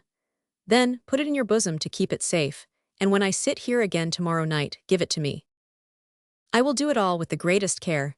I will do anything you wish. Don't shake and tremble then. I will try my utmost not to do it, if you will only forgive me." Next day she sat down at her desk, and did as she had been told. He often passed in and out of the room to observe her, and always saw her slowly and laboriously writing, repeating to herself the words she copied, in appearance quite mechanically, and without caring or endeavoring to comprehend them, so that she did her task. He saw her follow the directions she had received, in all particulars. And at night, when they were alone again in the same bride's chamber, and he drew his chair to the hearth, she timidly approached him from her distant seat, took the paper from her bosom, and gave it into his hand. It secured all her possessions to him, in the event of her death. He put her before him, face to face, that he might look at her steadily, and he asked her, in so many plain words, neither fewer nor more did she know that. There were spots of ink upon the bosom of her white dress, and they made her face look whiter, and her eyes look larger as she nodded her head. There were spots of ink upon the hand with which she stood before him, nervously plaiting and folding her white skirts. He took her by the arm and looked her yet more closely and steadily in the face. "Now die, I have done with you." She shrunk and uttered a low, suppressed cry. "I am not going to kill you. I will not endanger my life for yours. Die." He sat before her in the gloomy bride's chamber, day after day, night after night, looking the word at her when he did not utter it, as often as her large unmeaning eyes were raised from the hands in which she rocked her head, to the stern figure, sitting with crossed arms and knitted forehead. In the chair, they read in it, "Die." When she dropped asleep in exhaustion, she was called back to shuddering consciousness by the whisper, "Die." When she fell upon her old entreaty to be pardoned, she was answered, "Die." When she had outwatched and outsuffered the long night, and the rising sun flamed into the somber room, she heard it hailed with, "Another day and not dead. Die." Shut up in the deserted mansion, aloof from all mankind, and engaged alone in such a struggle without any respite, it came to this, that either he must die or she. He knew it very well, and concentrated his strength against her feebleness. Hours upon hours he held her by the arm when her arm was black where he held it, and bade her die. It was done upon a windy morning before sunrise. He computed the time to be 4:30, but his forgotten watch had run down, and he could not be sure. She had broken away from him in the night, with loud and sudden cries, the first of that kind to which she had given vent, and he had had to put his hands over her mouth. Since then, she had been quiet in the corner of the paneling where she had sunk down, and he had left her, and had gone back with his folded arms and his knitted forehead to his chair. Paler in the pale light, more colorless than ever in the leaden dawn, he saw her coming, trailing herself along the floor towards him, a white wreck of hair, and dress, and wild eyes, pushing itself on by an irresolute and bending hand. "Oh, forgive me, I will do anything. Oh, sir, pray tell me I may live." Die." "Are you so resolved? Is there no hope for me?" Die." Her large eyes strained themselves with wonder and fear changed to reproach, reproach to blank nothing. It was done. He was not at first so sure it was done, but that the morning sun was hanging jewels in her hair. He saw the diamond, emerald, and ruby, glittering among it in little points, as he stood looking down at her, when he lifted her and laid her on her bed. She was soon laid in the ground, and now they were all gone, and he had compensated himself well. He had a mind to travel. Not that he meant to waste his money, for he was a pinching man and liked his money dearly, liked nothing else indeed, but that he had grown tired of the desolate house and wished to turn his back upon it and have done with it. But the house was worth money, and money must not be thrown away. He determined to sell it before he went. That it might look the less wretched and bring a better price, he hired some laborers to work in the overgrown garden, to cut out the dead wood, trim the ivy that drooped in heavy masses over the windows and gables, and clear the walks in which the weeds were growing mid-leg high. He worked himself along with them. He worked later than they did, and one evening at dusk was left working alone with his billhook in his hand, one autumn evening when the bride was 5 weeks dead. "It grows too dark to work longer," he said to himself. "I must give over for the night." He detested the house and was loath to enter it. He looked at the dark porch waiting for him like a tomb and felt that it was an accursed house. Near to the porch and near to where he stood was a tree whose branches waved before the old bay window of the bride's chamber where it had been done. The tree swung suddenly and made him start. It swung again, although the night was still. Looking up into it, he saw a figure among the branches. It was the figure of a young man. The face looked down as his looked up, the branches cracked and swayed, the figure rapidly descended and slid upon its feet before him. A slender youth of about her age, with long light brown hair. "What thief are you?" he said, seizing the youth by the collar. The young man, in shaking himself free, swung him a blow with his arm across the face and throat. They closed, but the young man got from him and stepped back, crying with great eagerness and horror, "Don't touch me. I would as lieve be touched by the devil." He stood still, with his billhook in his hand, looking at the young man. For the young man's look was the counterpart of her last look, and he had not expected ever to see that again. "I am no thief. Even if I were, I would not have a coin of your wealth if it would buy me the Indies. You murderer." "What?" "I climbed it," said the young man, pointing up into the tree for the first time nigh 4 years ago. "I climbed it to look at her. I saw her. I spoke to her. I have climbed it many a time to watch and listen for her. I was a boy, hidden among its leaves, when from that bay window she gave me this." He showed a tress of flaxen hair, tied with a mourning ribbon. "Her life," said the young man, "was a life of mourning. She gave me this as a token of it, and a sign that she was dead to every one but you. If I had been older, if I had seen her sooner, I might have saved her from you. But she was fast in the web when I first climbed the tree, and what could I do then to break it?" In saying those words, he burst into a fit of sobbing and crying, weakly at first, then passionately. "Murderer, I climbed the tree on the night when you brought her back. I heard her, from the tree, speak of the death watch at the door. I was 3 times in the tree while you were shut up with her, slowly killing her. I saw her, from the tree, lie dead upon her bed. I have watched you from the tree for proofs and traces of your guilt. The manner of it is a mystery to me yet, but I will pursue you until you have rendered up your life to the hangman. You shall never, until then, be rid of me. I loved her.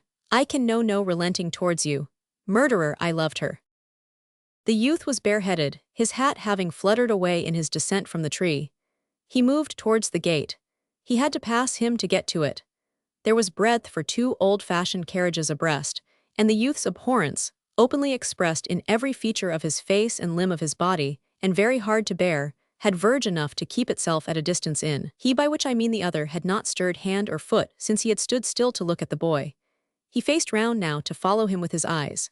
As the back of the bare light brown head was turned to him, he saw a red curve stretch from his hand to it. He knew, before he threw the bill-hook where it had alighted, I say had alighted and not would alight, for to his clear perception the thing was done before he did it. It cleft the head, and it remained there, and the boy lay on his face. He buried the body in the night at the foot of the tree. As soon as it was light in the morning, he worked at turning up all the ground near the tree, and hacking and hewing at the neighboring bushes and undergrowth. When the laborers came, there was nothing suspicious and nothing suspected. But he had, in a moment, defeated all his precautions, and destroyed the triumph of the scheme he had so long concerted, and so successfully worked out. He had got rid of the bride, and had acquired her fortune without endangering his life. But now, for a death by which he had gained nothing, he had evermore to live with a rope around his neck. Beyond this, he was chained to the house of gloom and horror which he could not endure. Being afraid to sell it or to quit it, lest discovery should be made, he was forced to live in it. He hired 2 old people, man and wife, for his servants, and dwelt in it and dreaded it. His great difficulty for a long time was the garden. Whether he should keep it trim, whether he should suffer it to fall into its former state of neglect, what would be the least likely way of attracting attention to it? He took the middle course of gardening, himself in his evening leisure, and of then calling the old serving man to help him, but of never letting him work there alone. And he made himself an arbor over against the tree, where he could sit and see that it was safe. As the seasons changed, and the tree changed, his mind perceived dangers that were always changing. In the leafy time, he perceived that the upper boughs were growing into the form of the young man, that they made the shape of him exactly, sitting in a forked branch swinging in the wind. In the time of the falling leaves, he perceived that they came down from the tree, forming telltale letters on the path, or that they had a tendency to heap themselves into a churchyard mound above the grave. In the winter, when the tree was bare, he perceived that the boughs swung at him the ghost of the blow the young man had given, and that they threatened him openly. In the spring, when the sap was mounting in the trunk, he asked himself, were the dried-up particles of blood mounting with it? To make out more obviously this year than last, the leaf-screened figure of the young man swinging in the wind. However, he turned his money over and still over. He was in the dark trade, the gold dust trade, and most secret trades that yielded great returns. In 10 years, he had turned his money over so many times that the traders and shippers who had dealings with him absolutely did not lie for once, when they declared that he had increased his fortune 1,200%. He possessed his riches 100 years ago, when people could be lost easily. He had heard who the youth was, from hearing of the search that was made after him, but it died away, and the youth was forgotten. The annual round of changes in the tree had been repeated 10 times since the night of the burial at its foot, when there was a great thunderstorm over this place. It broke at midnight, and roared until morning. The first intelligence he heard from his old serving man that morning was that the tree had been struck by lightning. It had been riven down the stem, in a very surprising manner, and the stem lay in 2 blighted shafts, one resting against the house, and one against a portion of the old red garden wall in which its fall had made a gap. The fisher went down the tree to a little above the earth and there stopped. There was great curiosity to see the tree, and with most of his former fears revived, he sat in his arbor, grown quite an old man, watching the people who came to see it. They quickly began to come, in such dangerous numbers, that he closed his garden gate and refused to admit any more. But there were certain men of science who traveled from a distance to examine the tree, and in an evil hour he let them in. Blight and murrain on them let them in. They wanted to dig up the ruin by the roots and closely examine it and the earth about it. Never, while he lived, they offered money for it. They, men of science, whom he could have bought by the gross with a scratch of his pen. He showed them the garden gate again and locked and barred it. But they were bent on doing what they wanted to do, and they bribed the old serving man, a thankless wretch who regularly complained when he received his wages, of being underpaid, and they stole into the garden by night with their lanterns, picks, and shovels, and fell to at the tree. He was lying in a turret room on the other side of the house. The bride's chamber had been unoccupied ever since, but he soon dreamed of picks and shovels and got up. He came to an upper window on that side, whence he could see their lanterns and them, and the loose earth in a heap which he had himself disturbed and put back when it was last turned to the air. It was found, they had that minute lighted on it. They were all bending over it. One of them said, "The skull is fractured," and another, "See here the bones," and another, "See here the clothes," and then the first struck in again and said, "A rusty bill hook." He became sensible, next day, that he was already put under a strict watch, and that he could go nowhere without being followed. Before a week was out, he was taken and laid in hold. The circumstances were gradually pieced together against him, with a desperate malignity and an appalling ingenuity. But, see the justice of men, and how it was extended to him. He was further accused of having poisoned that girl in the bride's chamber. He, who had carefully and expressly avoided imperiling a hair of his head for her, and who had seen her die of her own incapacity. There was doubt for which of the 2 murders he should be first tried, but the real one was chosen, and he was found guilty and cast for death. Bloodthirsty wretches, they would have made him guilty of anything, so set they were upon having his life. His money could do nothing to save him, and he was hanged. I am he, and I was hanged at Lancaster Castle with my face to the wall 100 years ago. At this terrific announcement, Mr. Goodchild tried to rise and cry out, but the 2 fiery lines extending from the old man's eyes to his own kept him down, and he could not utter a sound.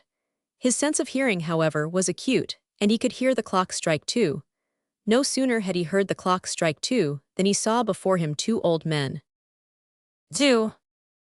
The eyes of each connected with his eyes by 2 films of fire, each exactly like the other, each addressing him at precisely one and the same instant, each gnashing the same teeth in the same head with the same twitched nostril above them and the same suffused expression around it. 2 old men, differing in nothing, equally distinct to the sight, the copy no fainter than the original, the second as real as the first. "At what time," said the 2 old men, "did you arrive at the door below?" "At 6. And there were 6 old men upon the stairs. Mr. Goodchild having wiped the perspiration from his brow, or tried to do it, the 2 old men proceeded in one voice, and in the singular number. I had been anatomized, but had not yet had my skeleton put together and rehung on an iron hook, when it began to be whispered that the bride's chamber was haunted.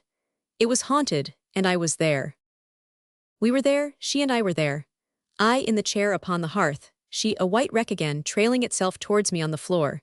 But I was the speaker no more, and the one word that she said to me from midnight until dawn was, "Live." The youth was there likewise, in the tree outside the window, coming and going in the moonlight as the tree bent and gave.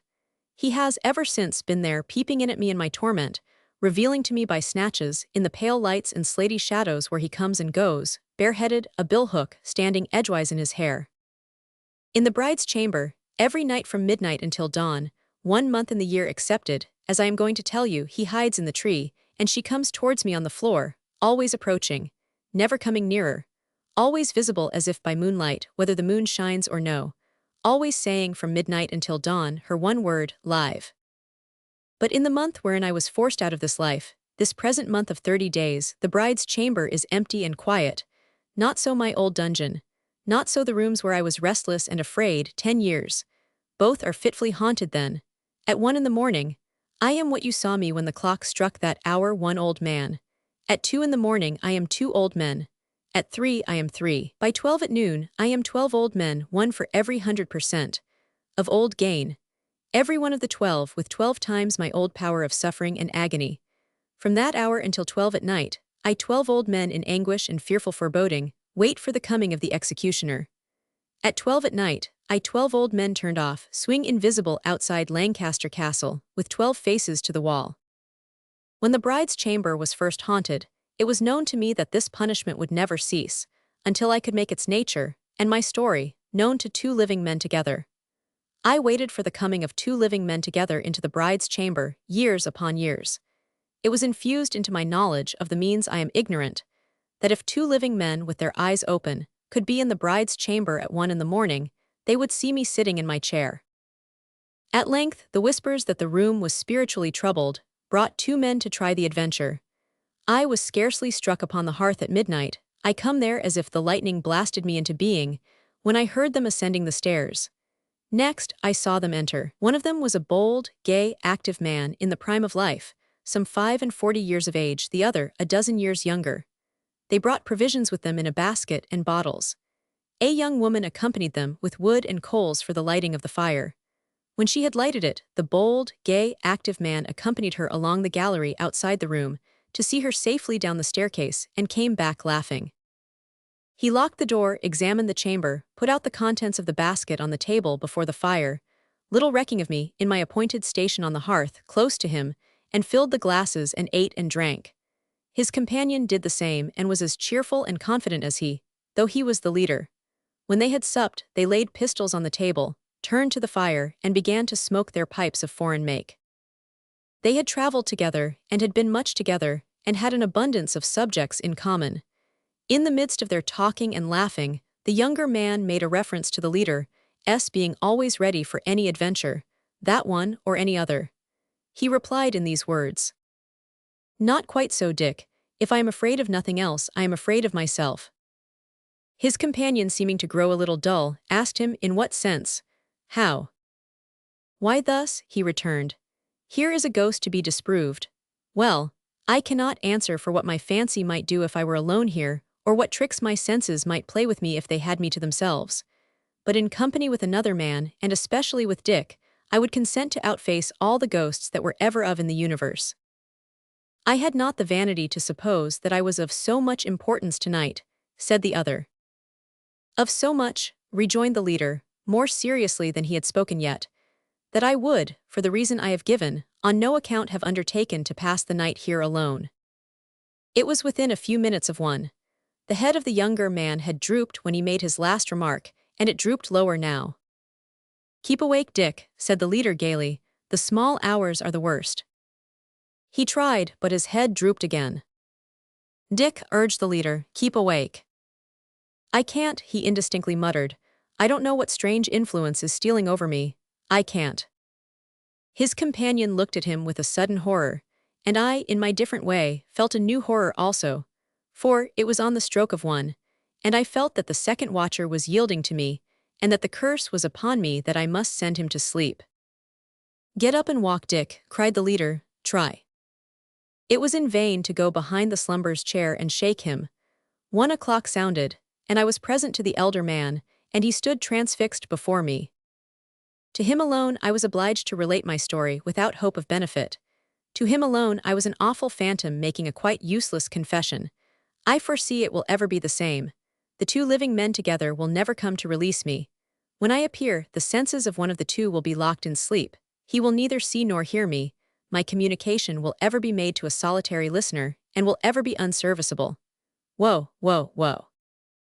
As the 2 old men, with these words, wrung their hands, it shot into Mr. Goodchild's mind that he was in the terrible situation of being virtually alone with the spectre, and that Mr. Idle's immovability was explained by his having been charmed asleep at 1 o'clock. In the terror of this sudden discovery which produced an indescribable dread, he struggled so hard to get free from the 4 fiery threads, that he snapped them, after he had pulled them out to a great width.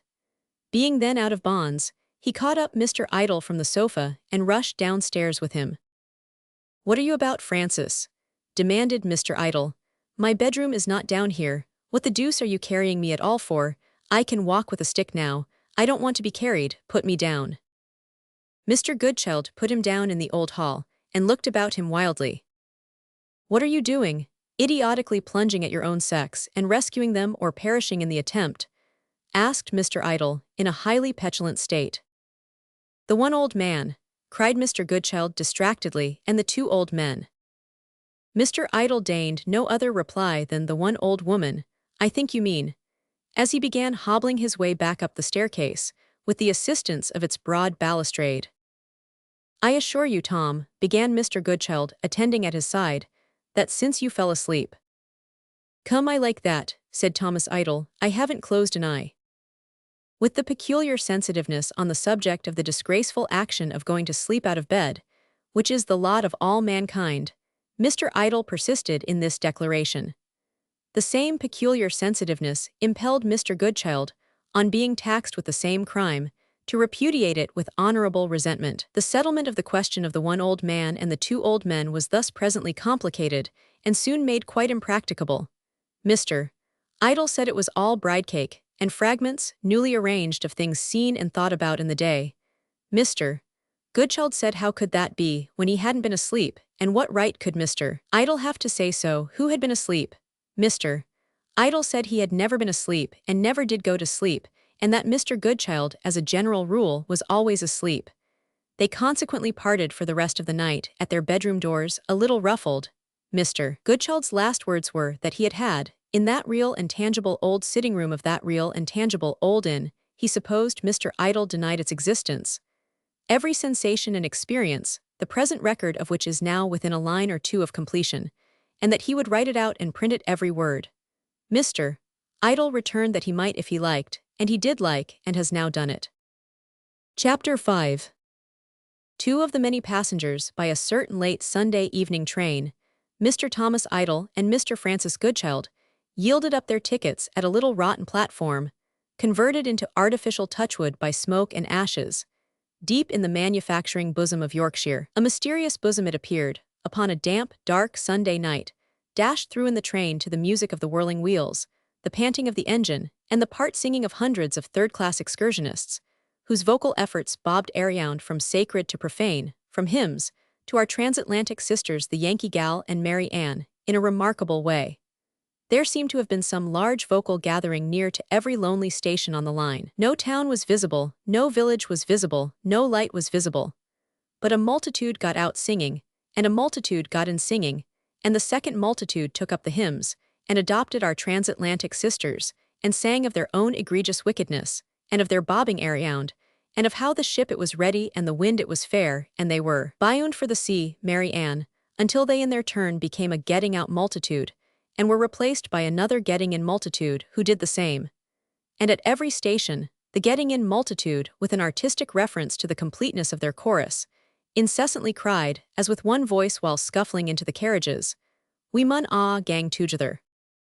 The singing and the multitudes had trailed off as the lonely places were left and the great towns were neared, and the way had lain as silently as a train's way ever can, over the vague black streets of the great gulfs of towns, and among their branchless woods of vague black chimneys. These towns looked, in the cinder sweat, as though they had one and all been on fire and were just put out, a dreary and quenched panorama, many miles long. Thus Thomas and Francis got to Leeds, of which enterprising and important commercial center it may be observed with delicacy that you must either like it very much or not at all. Next day, the first of the race week, they took train to Doncaster. And instantly the character, both of travelers and of luggage, entirely changed, and no other business than race business any longer existed on the face of the earth. The talk was all of horses and John Scott.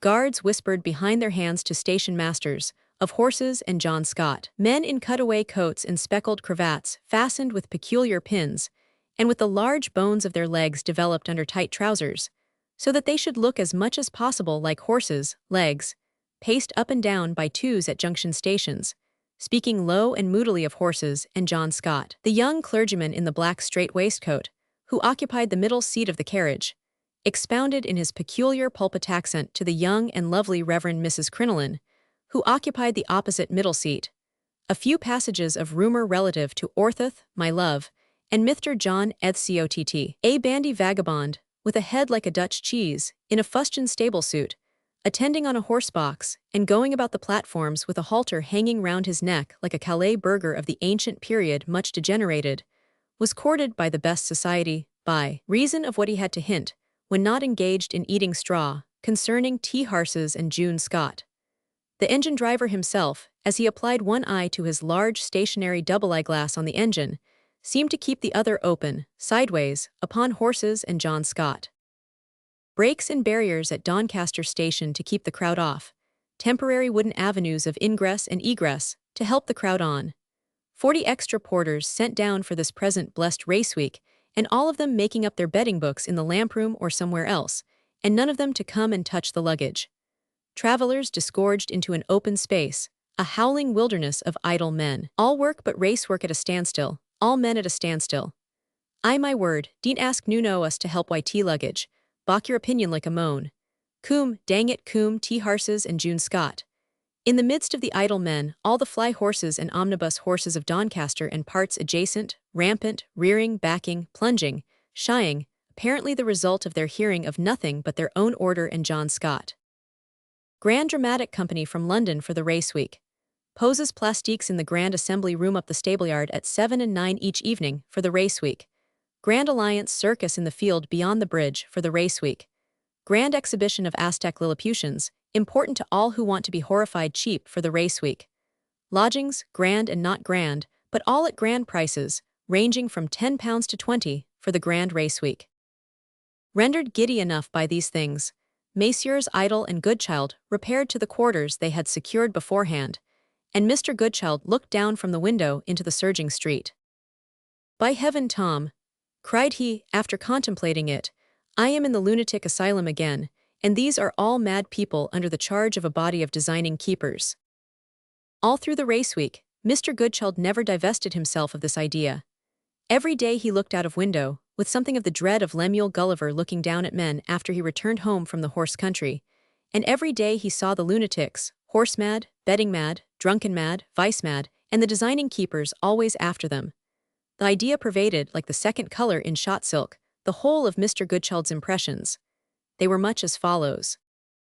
Monday, midday. Races not to begin until tomorrow, but all the mob lunatics out, crowding the pavements of the one main street of pretty and pleasant Doncaster, crowding the road, particularly crowding the outside of the betting rooms, whooping and shouting loudly after all passing vehicles, frightened lunatic horses occasionally running away with infinite clatter, all degrees of men from peers to paupers betting incessantly, keepers very watchful and taking all good chances.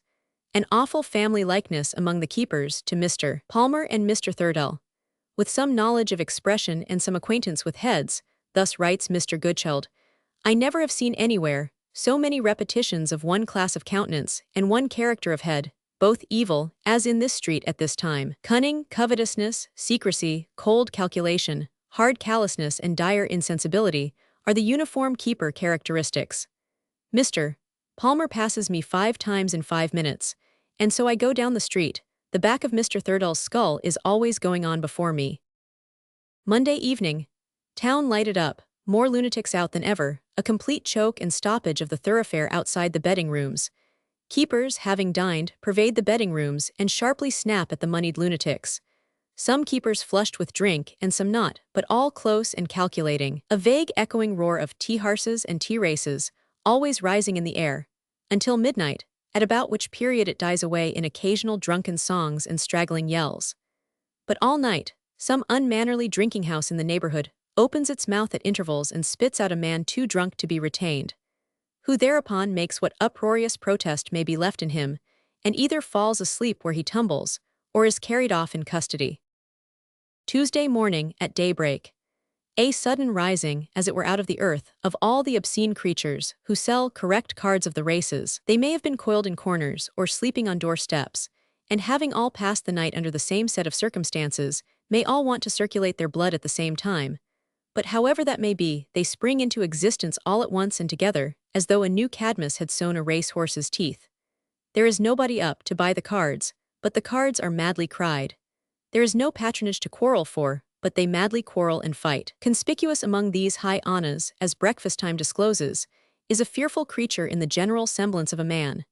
Shaken off his next to no legs by drink and devilry, bareheaded and barefooted, with a great shock of hair like a horrible broom, and nothing on him but a ragged pair of trousers and a pink glazed calico coat, made on him, so very tight that it is as evident that he could never take it off, as that he never does. This hideous apparition, inconceivably drunk, has a terrible power of making a gong-like imitation of the braying of an ass, which feat requires that he should lay his right jaw in his begrimed right paw, double himself up, and shake his bray out of himself, with much staggering on his next to no legs, and much twirling of his horrible broom, as if it were a mop. From the present minute, when he comes in sight holding up his cards to the windows, and hoarsely proposing purchase to my lord, your excellency, colonel, the noble captain, and your honorable worship, from the present minute until the grand race week is finished, at all hours of the morning, evening, day, and night, shall the town reverberate, at capricious intervals, to the brays of this frightful animal the gong donkey. No very great racing today, so no very great amount of vehicles, though there is a good sprinkling, too, from farmers' carts and gigs, to carriages with post-horses and to fours in hand, mostly coming by the road from York, and passing on straight through the main street to the course. A walk in the wrong direction may be a better thing for Mr. Goodchild today than the course, so he walks in the wrong direction. Everybody gone to the races. Only children in the street. Grand Alliance Circus deserted, not one star rider left.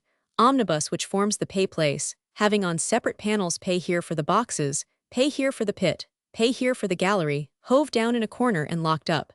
Nobody near the tent but the man on his knees on the grass, who is making the paper balloons for the star young gentleman to jump through tonight. A pleasant road, pleasantly wooded. No laborers working in the fields, all gone tea races. The few late wenders of their way tea races, who are yet left driving on the road, stare in amazement at the recluse who is not going tea races. Roadside innkeeper has gone tea races. Turnpike man has gone tea races. His thrifty wife, washing clothes at the toll house door, is going tea races tomorrow. Perhaps there may be no one left to take the toll tomorrow. Who knows? Though assuredly that would be neither turnpike-like nor Yorkshire-like. The very wind and dust seem to be hurrying tea races, as they briskly pass the only wayfarer on the road. In the distance, the railway engine, waiting at the town end, shrieks despairingly. Nothing but the difficulty of getting off the line, restrains that engine from going T-races. 2. It is very clear. At night, more lunatics out than last night and more keepers. The latter very active at the betting rooms, the street in front of which is now impassable. Mr. Palmer as before, Mr. Thurdle as before, roar and uproar as before, gradual subsidence as before, unmannerly drinking house expectorates as before, drunken Negro melodists, gong donkey and correct cards in the night. On Wednesday morning, the morning of the great St. Ledger, it becomes apparent that there has been a great influx since yesterday, both of lunatics and keepers. The families of the tradesmen over the way are no longer within human ken. Their places know them no more. 10, 15, and 20 guinea lodgers fill them. At the pastry cook's second-floor window, a keeper is brushing Mr. Thurdle's hair, thinking it his own. In the wax chandler's attic, another keeper is putting on Mr. Palmer's braces. In the gunsmith's nursery, a lunatic is shaving himself. In the serious stationer's best sitting room, 3 lunatics are taking a combination breakfast, praising the cook's devil, and drinking neat brandy in an atmosphere of last midnight cigars. No family sanctuary is free from our angelic messengers. We put up at the Angel, who in the guise of extra waiters for the grand race week, rattle in and out of the most secret chambers of everybody's house, with dishes and tin covers, decanters, soda water bottles and glasses. An hour later, down the street and up the street, as far as eyes can see and a good deal farther, there is a dense crowd. Outside the betting rooms it is like a great struggle at a theater door in the days of theaters, or at the vestibule of the Spurgeon Temple in the days of Spurgeon. An hour later, fusing into this crowd, and somehow getting through it, are all kinds of conveyances, and all kinds of foot passengers. Carts, with brickmakers and brickmakeresses jolting up and down on planks. Drags, with the needful grooms behind, sitting cross-armed in the needful manner, and slanting themselves backward from the soles of their boots at the needful angle, postboys in the shining hats and smart jackets of the olden time when stokers were not. Beautiful Yorkshire horses, gallantly driven by their own breeders and masters.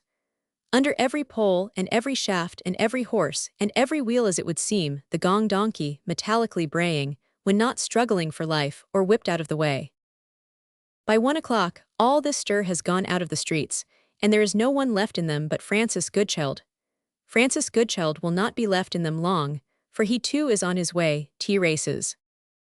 A most beautiful sight, Francis Goodchild finds T-races to be, when he has left fair Doncaster behind him, and comes out on the free course with its agreeable prospect, its quaint red house oddly changing and turning as Francis turns, its green grass and fresh heath. A free course and an easy one, where Francis can roll smoothly where he will, and can choose between the start, or the coming in, or the turn behind the brow of the hill, or any out-of-the-way point where he lists to see the throbbing horses straining every nerve, and making the sympathetic earth throb as they come by. Francis much delights to be, not in the grand stand, but where he can see it, rising against the sky with its vast tiers of little white dots of faces, and its last high rows and corners of people, looking like pins stuck into an enormous pincushion, not quite so symmetrically as his orderly eye could wish, when people change or go away. When the race is nearly run out, it is as good as the race to him to see the flutter among the pins, and the change in them from dark to light,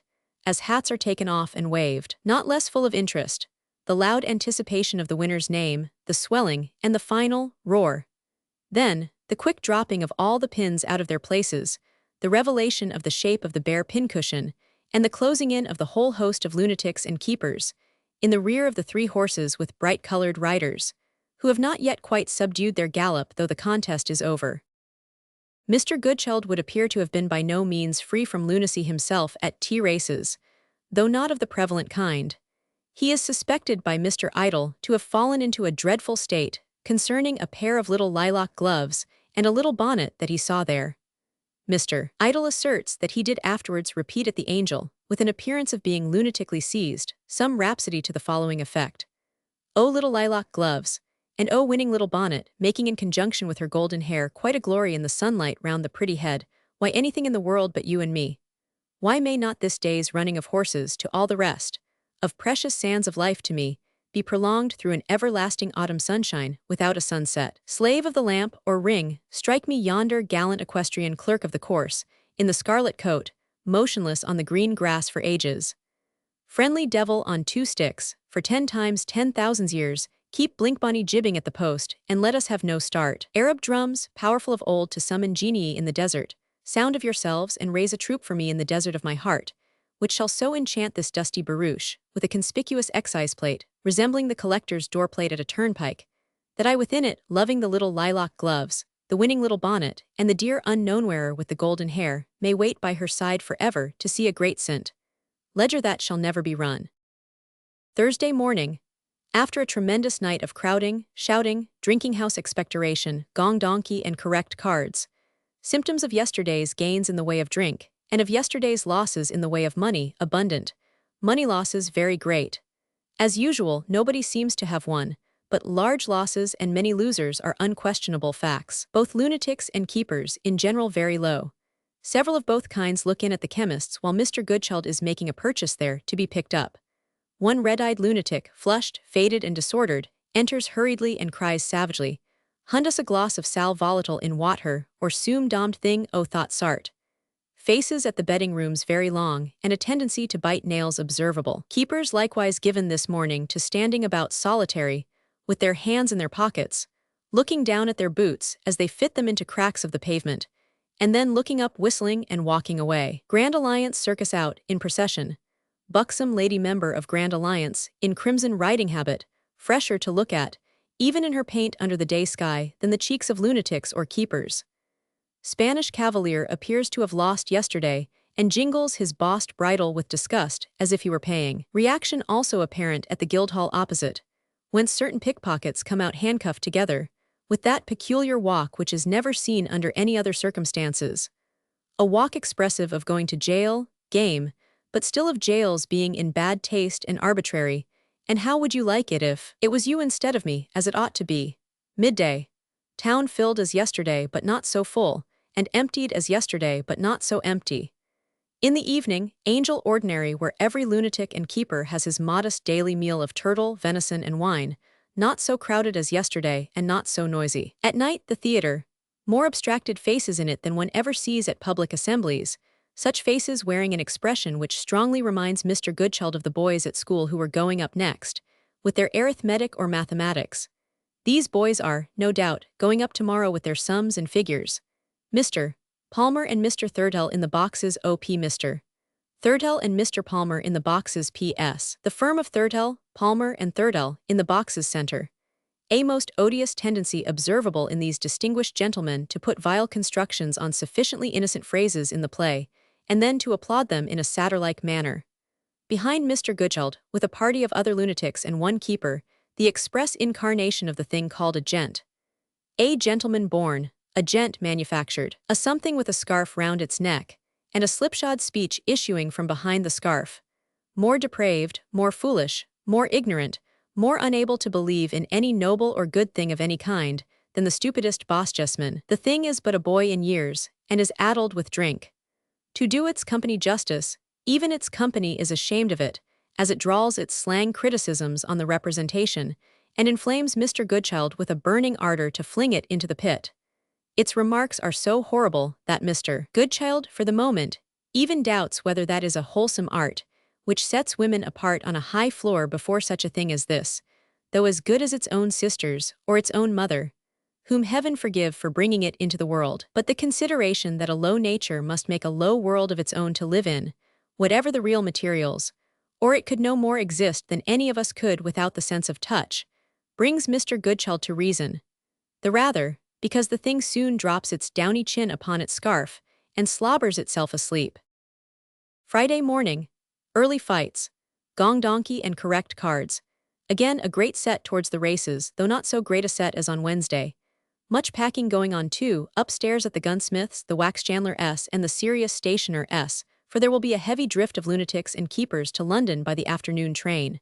The course as pretty as ever, the great pincushion as like a pincushion but not nearly so full of pins, whole rows of pins wanting. On the great event of the day, both lunatics and keepers become inspired with rage, and there is a violent scuffling, and a rushing at the losing jockey, and an emergence of the said jockey from a swaying and menacing crowd, protected by friends, and looking the worse for wear, which is a rough proceeding, though animating to see from a pleasant distance. After the great event, rills begin to flow from the pincushion towards the railroad, The rills swell into rivers, the rivers soon unite into a lake. The lake floats Mr. Goodchild into Doncaster, past the itinerant personage in black, by the wayside telling him from the vantage ground of a legibly printed placard on a pole that for all these things the Lord will bring him to judgment. No turtle and venison ordinary this evening, that is all over. No bedding at the rooms, nothing there but the plants in pots, which have all the week been stood about the entry to give it an innocent appearance, and which have sorely sickened by this time. Saturday, Mr. Idle wishes to know at breakfast what were those dreadful groanings in his bedroom doorway in the night. Mr. Goodchild answers nightmare. Mr. Idle repels the calumny and calls the waiter. The angel is very sorry, had intended to explain.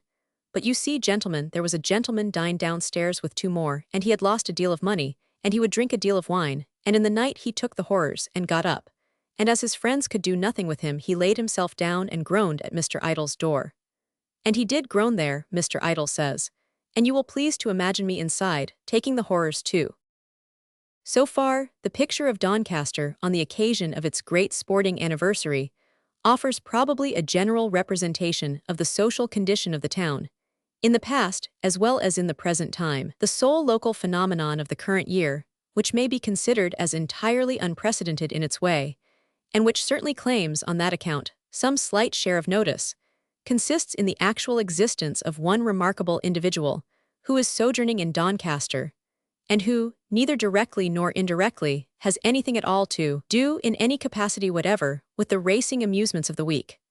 Ranging throughout the entire crowd that fills the town, and including the inhabitants as well as the visitors, nobody is to be found altogether disconnected with the business of the day, excepting this one unparalleled man. He does not bet on the races, like the sporting men. He does not assist the races, like the jockeys, starters, judges, and grooms. He does not look on at the races, like Mr. Goodchild and his fellow spectators. He does not profit by the races, like the hotel keepers and the tradespeople. He does not minister to the necessities of the races, like the booth keepers, the postilions, the waiters, and the hawkers of lists. He does not assist the attractions of the races, like the actors at the theatre, the riders at the circus, or the posturers at the poses plastiques. Absolutely and literally, he is the only individual in Doncaster who stands by the brink of the full-flowing race stream, and is not swept away by it in common with all the rest of his species. Who is this modern hermit, this recluse of the St. Ledger Week, this inscrutably ungregarious being, who lives apart from the amusements and activities of his fellow creatures? Surely, there is little difficulty in guessing that clearest and easiest of all riddles. Who could he be but Mr. Thomas Idle? Thomas had suffered himself to be taken to Doncaster, just as he would have suffered himself to be taken to any other place in the habitable globe, which would guarantee him the temporary possession of a comfortable sofa to rest his ankle on. Once established at the hotel, with his leg on one cushion and his back against another, he formally declined taking the slightest interest in any circumstance whatever connected with the races, or with the people who were assembled to see them. Francis Goodchild, anxious that the hours should pass by his crippled traveling companion as lightly as possible, suggested that his sofa should be moved to the window, and that he should amuse himself by looking out at the moving panorama of humanity, which the view from it of the principal street presented. Thomas, however, steadily declined profiting by the suggestion. "The farther I am from the window," he said, "the better, Brother Francis, I shall be pleased. I have nothing in common with the one prevalent idea of all those people who are passing in the street. Why should I care to look at them? I hope I have nothing in common with the prevalent idea of a great many of them, either," answered Goodchild, thinking of the sporting gentleman whom he had met in the course of his wanderings about Doncaster. "But surely, among all the people who are walking by the house, at this very moment, you may find—" "Not one living creature," interposed Thomas, "who is not, in one way or another, interested in horses, and who is not, in a greater or less degree, an admirer of them. Now, I hold opinions in reference to these particular members of the quadruped creation, which may lay claim, as I believe, to the disastrous distinction of being unpartaken by any other human being, civilized or savage, over the whole surface of the earth. Taking the horse as an animal in the abstract, Francis, I cordially despise him from every point of view." "Thomas," said Goodchild, "confinement to the house has begun to affect your biliary secretions. I shall go to the chemist's and get you some physic." I object, continued Thomas, quietly possessing himself of his friend's hat, which stood on a table near him. I object first to the personal appearance of the horse. I protest against the conventional idea of beauty as attached to that animal. I think his nose too long, his forehead too low, and his legs, except in the case of the cart horse, ridiculously thin by comparison with the size of his body. Again, considering how big an animal he is, I object to the contemptible delicacy of his constitution. Is he not the sickliest creature in creation? Does any child catch cold as easily as a horse? Does he not sprain his fetlock, for all his appearance of superior strength, as easily as I sprain my ankle? Furthermore, to take him from another point of view, what a helpless wretch he is. No fine lady requires more constant waiting on than a horse. Other animals can make their own toilette. He must have a groom. You will tell me that this is because we want to make his coat artificially glossy. Glossy, come home with me and see my cat, my clever cat who can groom herself. Look at your own dog. See how the intelligent creature currycombs himself with his own honest teeth. Then again, what a fool the horse is, what a poor, nervous fool. He will start at a piece of white paper in the road as if it was a lion. His one idea when he hears a noise that he is not accustomed to is to run away from it. What do you say to those two common instances of the sense and courage of this absurdly overpraised animal? I might multiply them to 200, if I chose to exert my mind and waste my breath, which I never do. I prefer coming at once to my last charge against the horse, which is the most serious of all because it affects his moral character. I accuse him boldly, in his capacity of servant to man, of slyness and treachery. I brand him publicly, no matter how mild he may look about the eyes, or how sleek he may be about the coat, as a systematic betrayer, whenever he can get the chance, of the confidence reposed in him. What do you mean by laughing and shaking your head at me? Oh, Thomas, Thomas, said Goodchild, you had better give me my hat, you had better let me get you that physic. I will let you get anything you like, including a composing draught for yourself, said Thomas, irritably alluding to his fellow apprentice's inexhaustible activity, if you will only sit quiet for 5 minutes longer and hear me out. I say again the horse is a betrayer of the confidence reposed in him, and that opinion, let me add, is drawn from my own personal experience, and is not based on any fanciful theory whatever.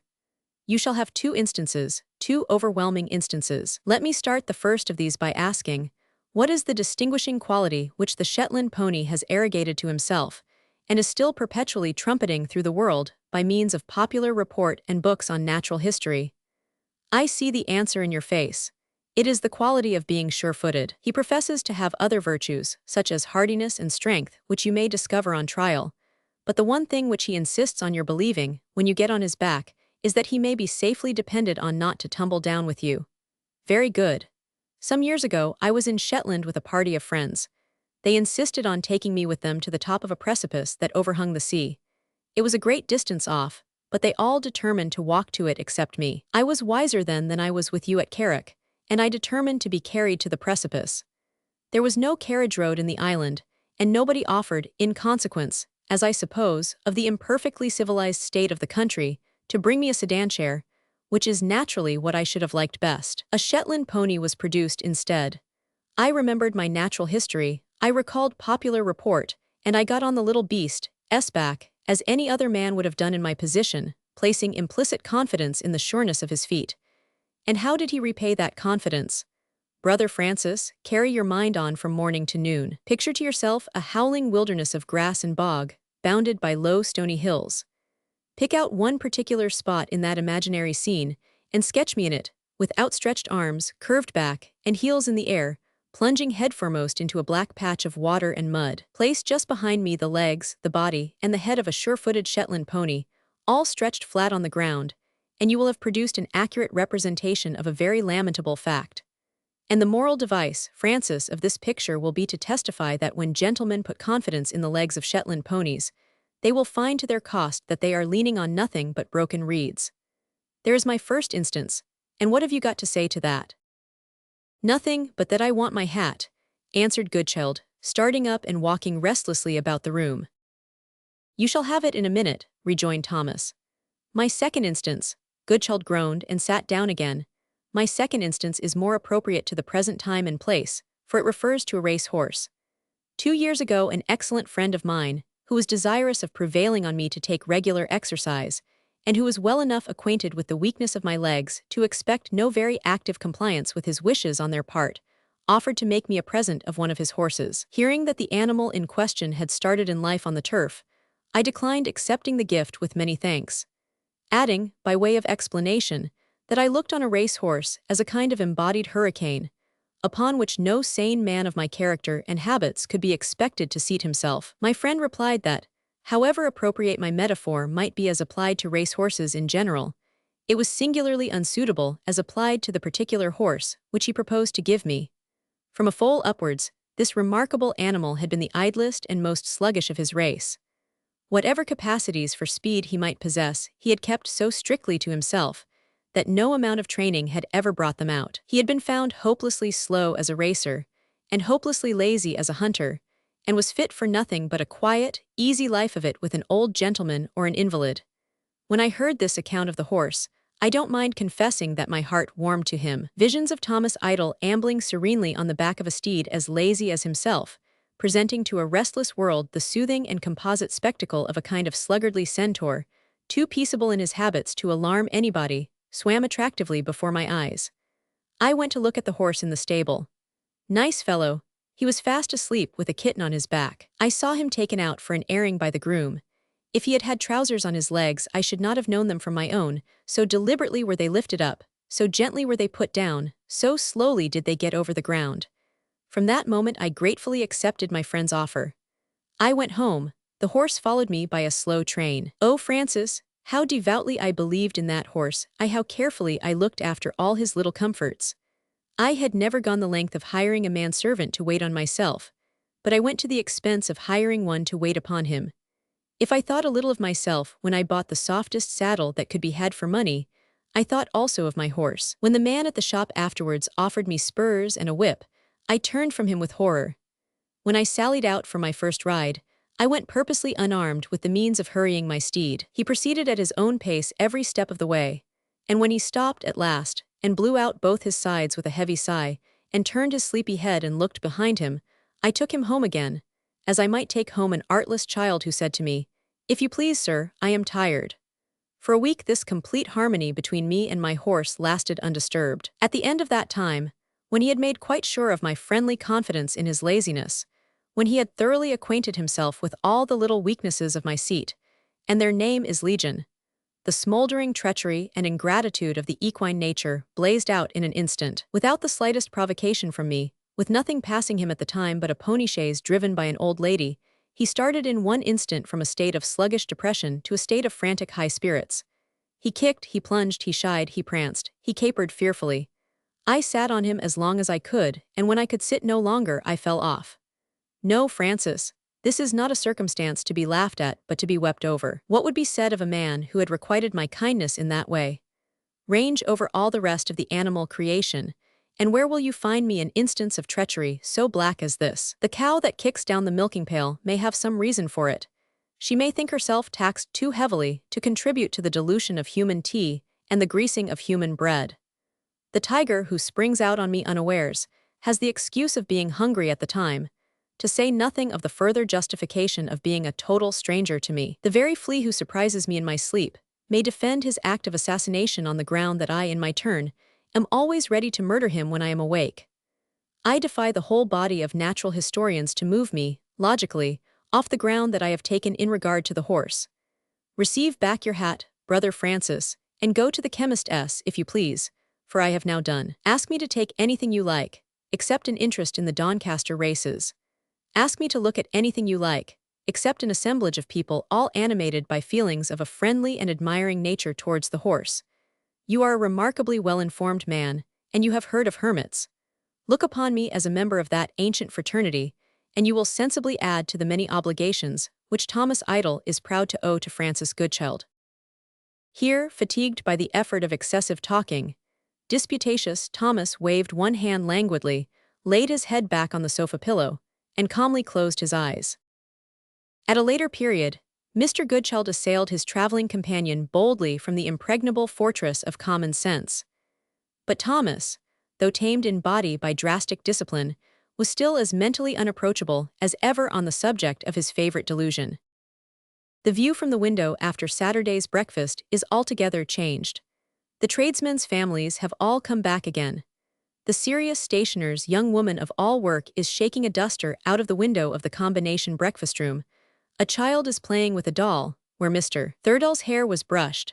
A sanitary scrubbing is in progress on the spot where Mr. Palmer's braces were put on. No signs of the races are in the streets, but the tramps and the tumble-down carts and trucks, laden with drinking forms and tables and remnants of booths, that are making their way out of the town as fast as they can. The Angel, which has been cleared for action all the week, already begins restoring every neat and comfortable article of furniture to its own neat and comfortable place. The Angel's daughters, pleasanter angels Mr. Idle and Mr. Goodchild never saw, nor more quietly expert in their business, nor more superior to the common vice of being above it, have a little time to rest and to air their cheerful faces among the flowers in the yard. It is market day. The market looks unusually natural, comfortable, and wholesome, the market people too. The town seems quite restored when hark, a metallic bray the gong donkey. The wretched animal has not cleared off with the rest, but is here, under the window. How much more inconceivably drunk now, how much more begrimed of paw, how much more tight of calico hide, how much more stained and daubed and dirty and dunghilly, from his horrible broom to his tender toes, who shall say? He cannot even shake the bray out of himself now, without laying his cheek so near to the mud of the street, that he pitches over after delivering it. Now prone in the mud, and now backing himself up against shop windows, the owners of which come out in terror to remove him. Now in the drinking shop, and now in the tobacconist's, where he goes to buy tobacco, and makes his way into the parlor, and where he gets a cigar, which in half a minute he forgets to smoke. Now dancing, now dozing, now cursing, and now complimenting my lord, the colonel, the noble captain, and your honorable worship, the gong donkey kicks up his heels, occasionally braying, until suddenly he beholds the dearest friend he has in the world coming down the street. The dearest friend the gong donkey has in the world is a sort of jackal, in a dull, mangy black hide, of such small pieces that it looks as if it were made of blacking bottles turned inside out and cobbled together. The dearest friend in the world, inconceivably drunk, too, advances at the gong donkey, with a hand on each thigh, in a series of humorous springs and stops, wagging his head as he comes. The gong donkey, regarding him with attention and with the warmest affection, suddenly perceives that he is the greatest enemy he has in the world, and hits him hard in the countenance. The astonished jackal closes with the donkey, and they roll over and over in the mud, pummeled one another. A police inspector, supernaturally endowed with patience, who has long been looking on from the Guildhall steps, says to a myrmidon, "Lock him up, bring him in." Appropriate finish to the grand race week. The gong donkey, captive and last trace of it, conveyed into limbo, where they cannot do better than keep him until next race week. The jackal is wanted too, and is much looked for, over the way and up and down. But having had the good fortune to be undermost at the time of the capture, he has vanished into air. On Saturday afternoon, Mr. Goodchild walks out and looks at the course. It is quite deserted. Heaps of broken crockery and bottles are raised to its memory, and correct cards and other fragments of paper are blowing about it, as the regulation little paper books, carried by the French soldiers in their breasts, were seen, soon after the battle was fought, blowing idly about the plains of Waterloo. Where will these present idle leaves be blown by the idle winds, and where will the last of them be one day lost and forgotten? An idle question and an idle thought. And with it Mr. Idle fitly makes his bow, and Mr. Goodchild his, and thus ends the lazy tour of two idle apprentices.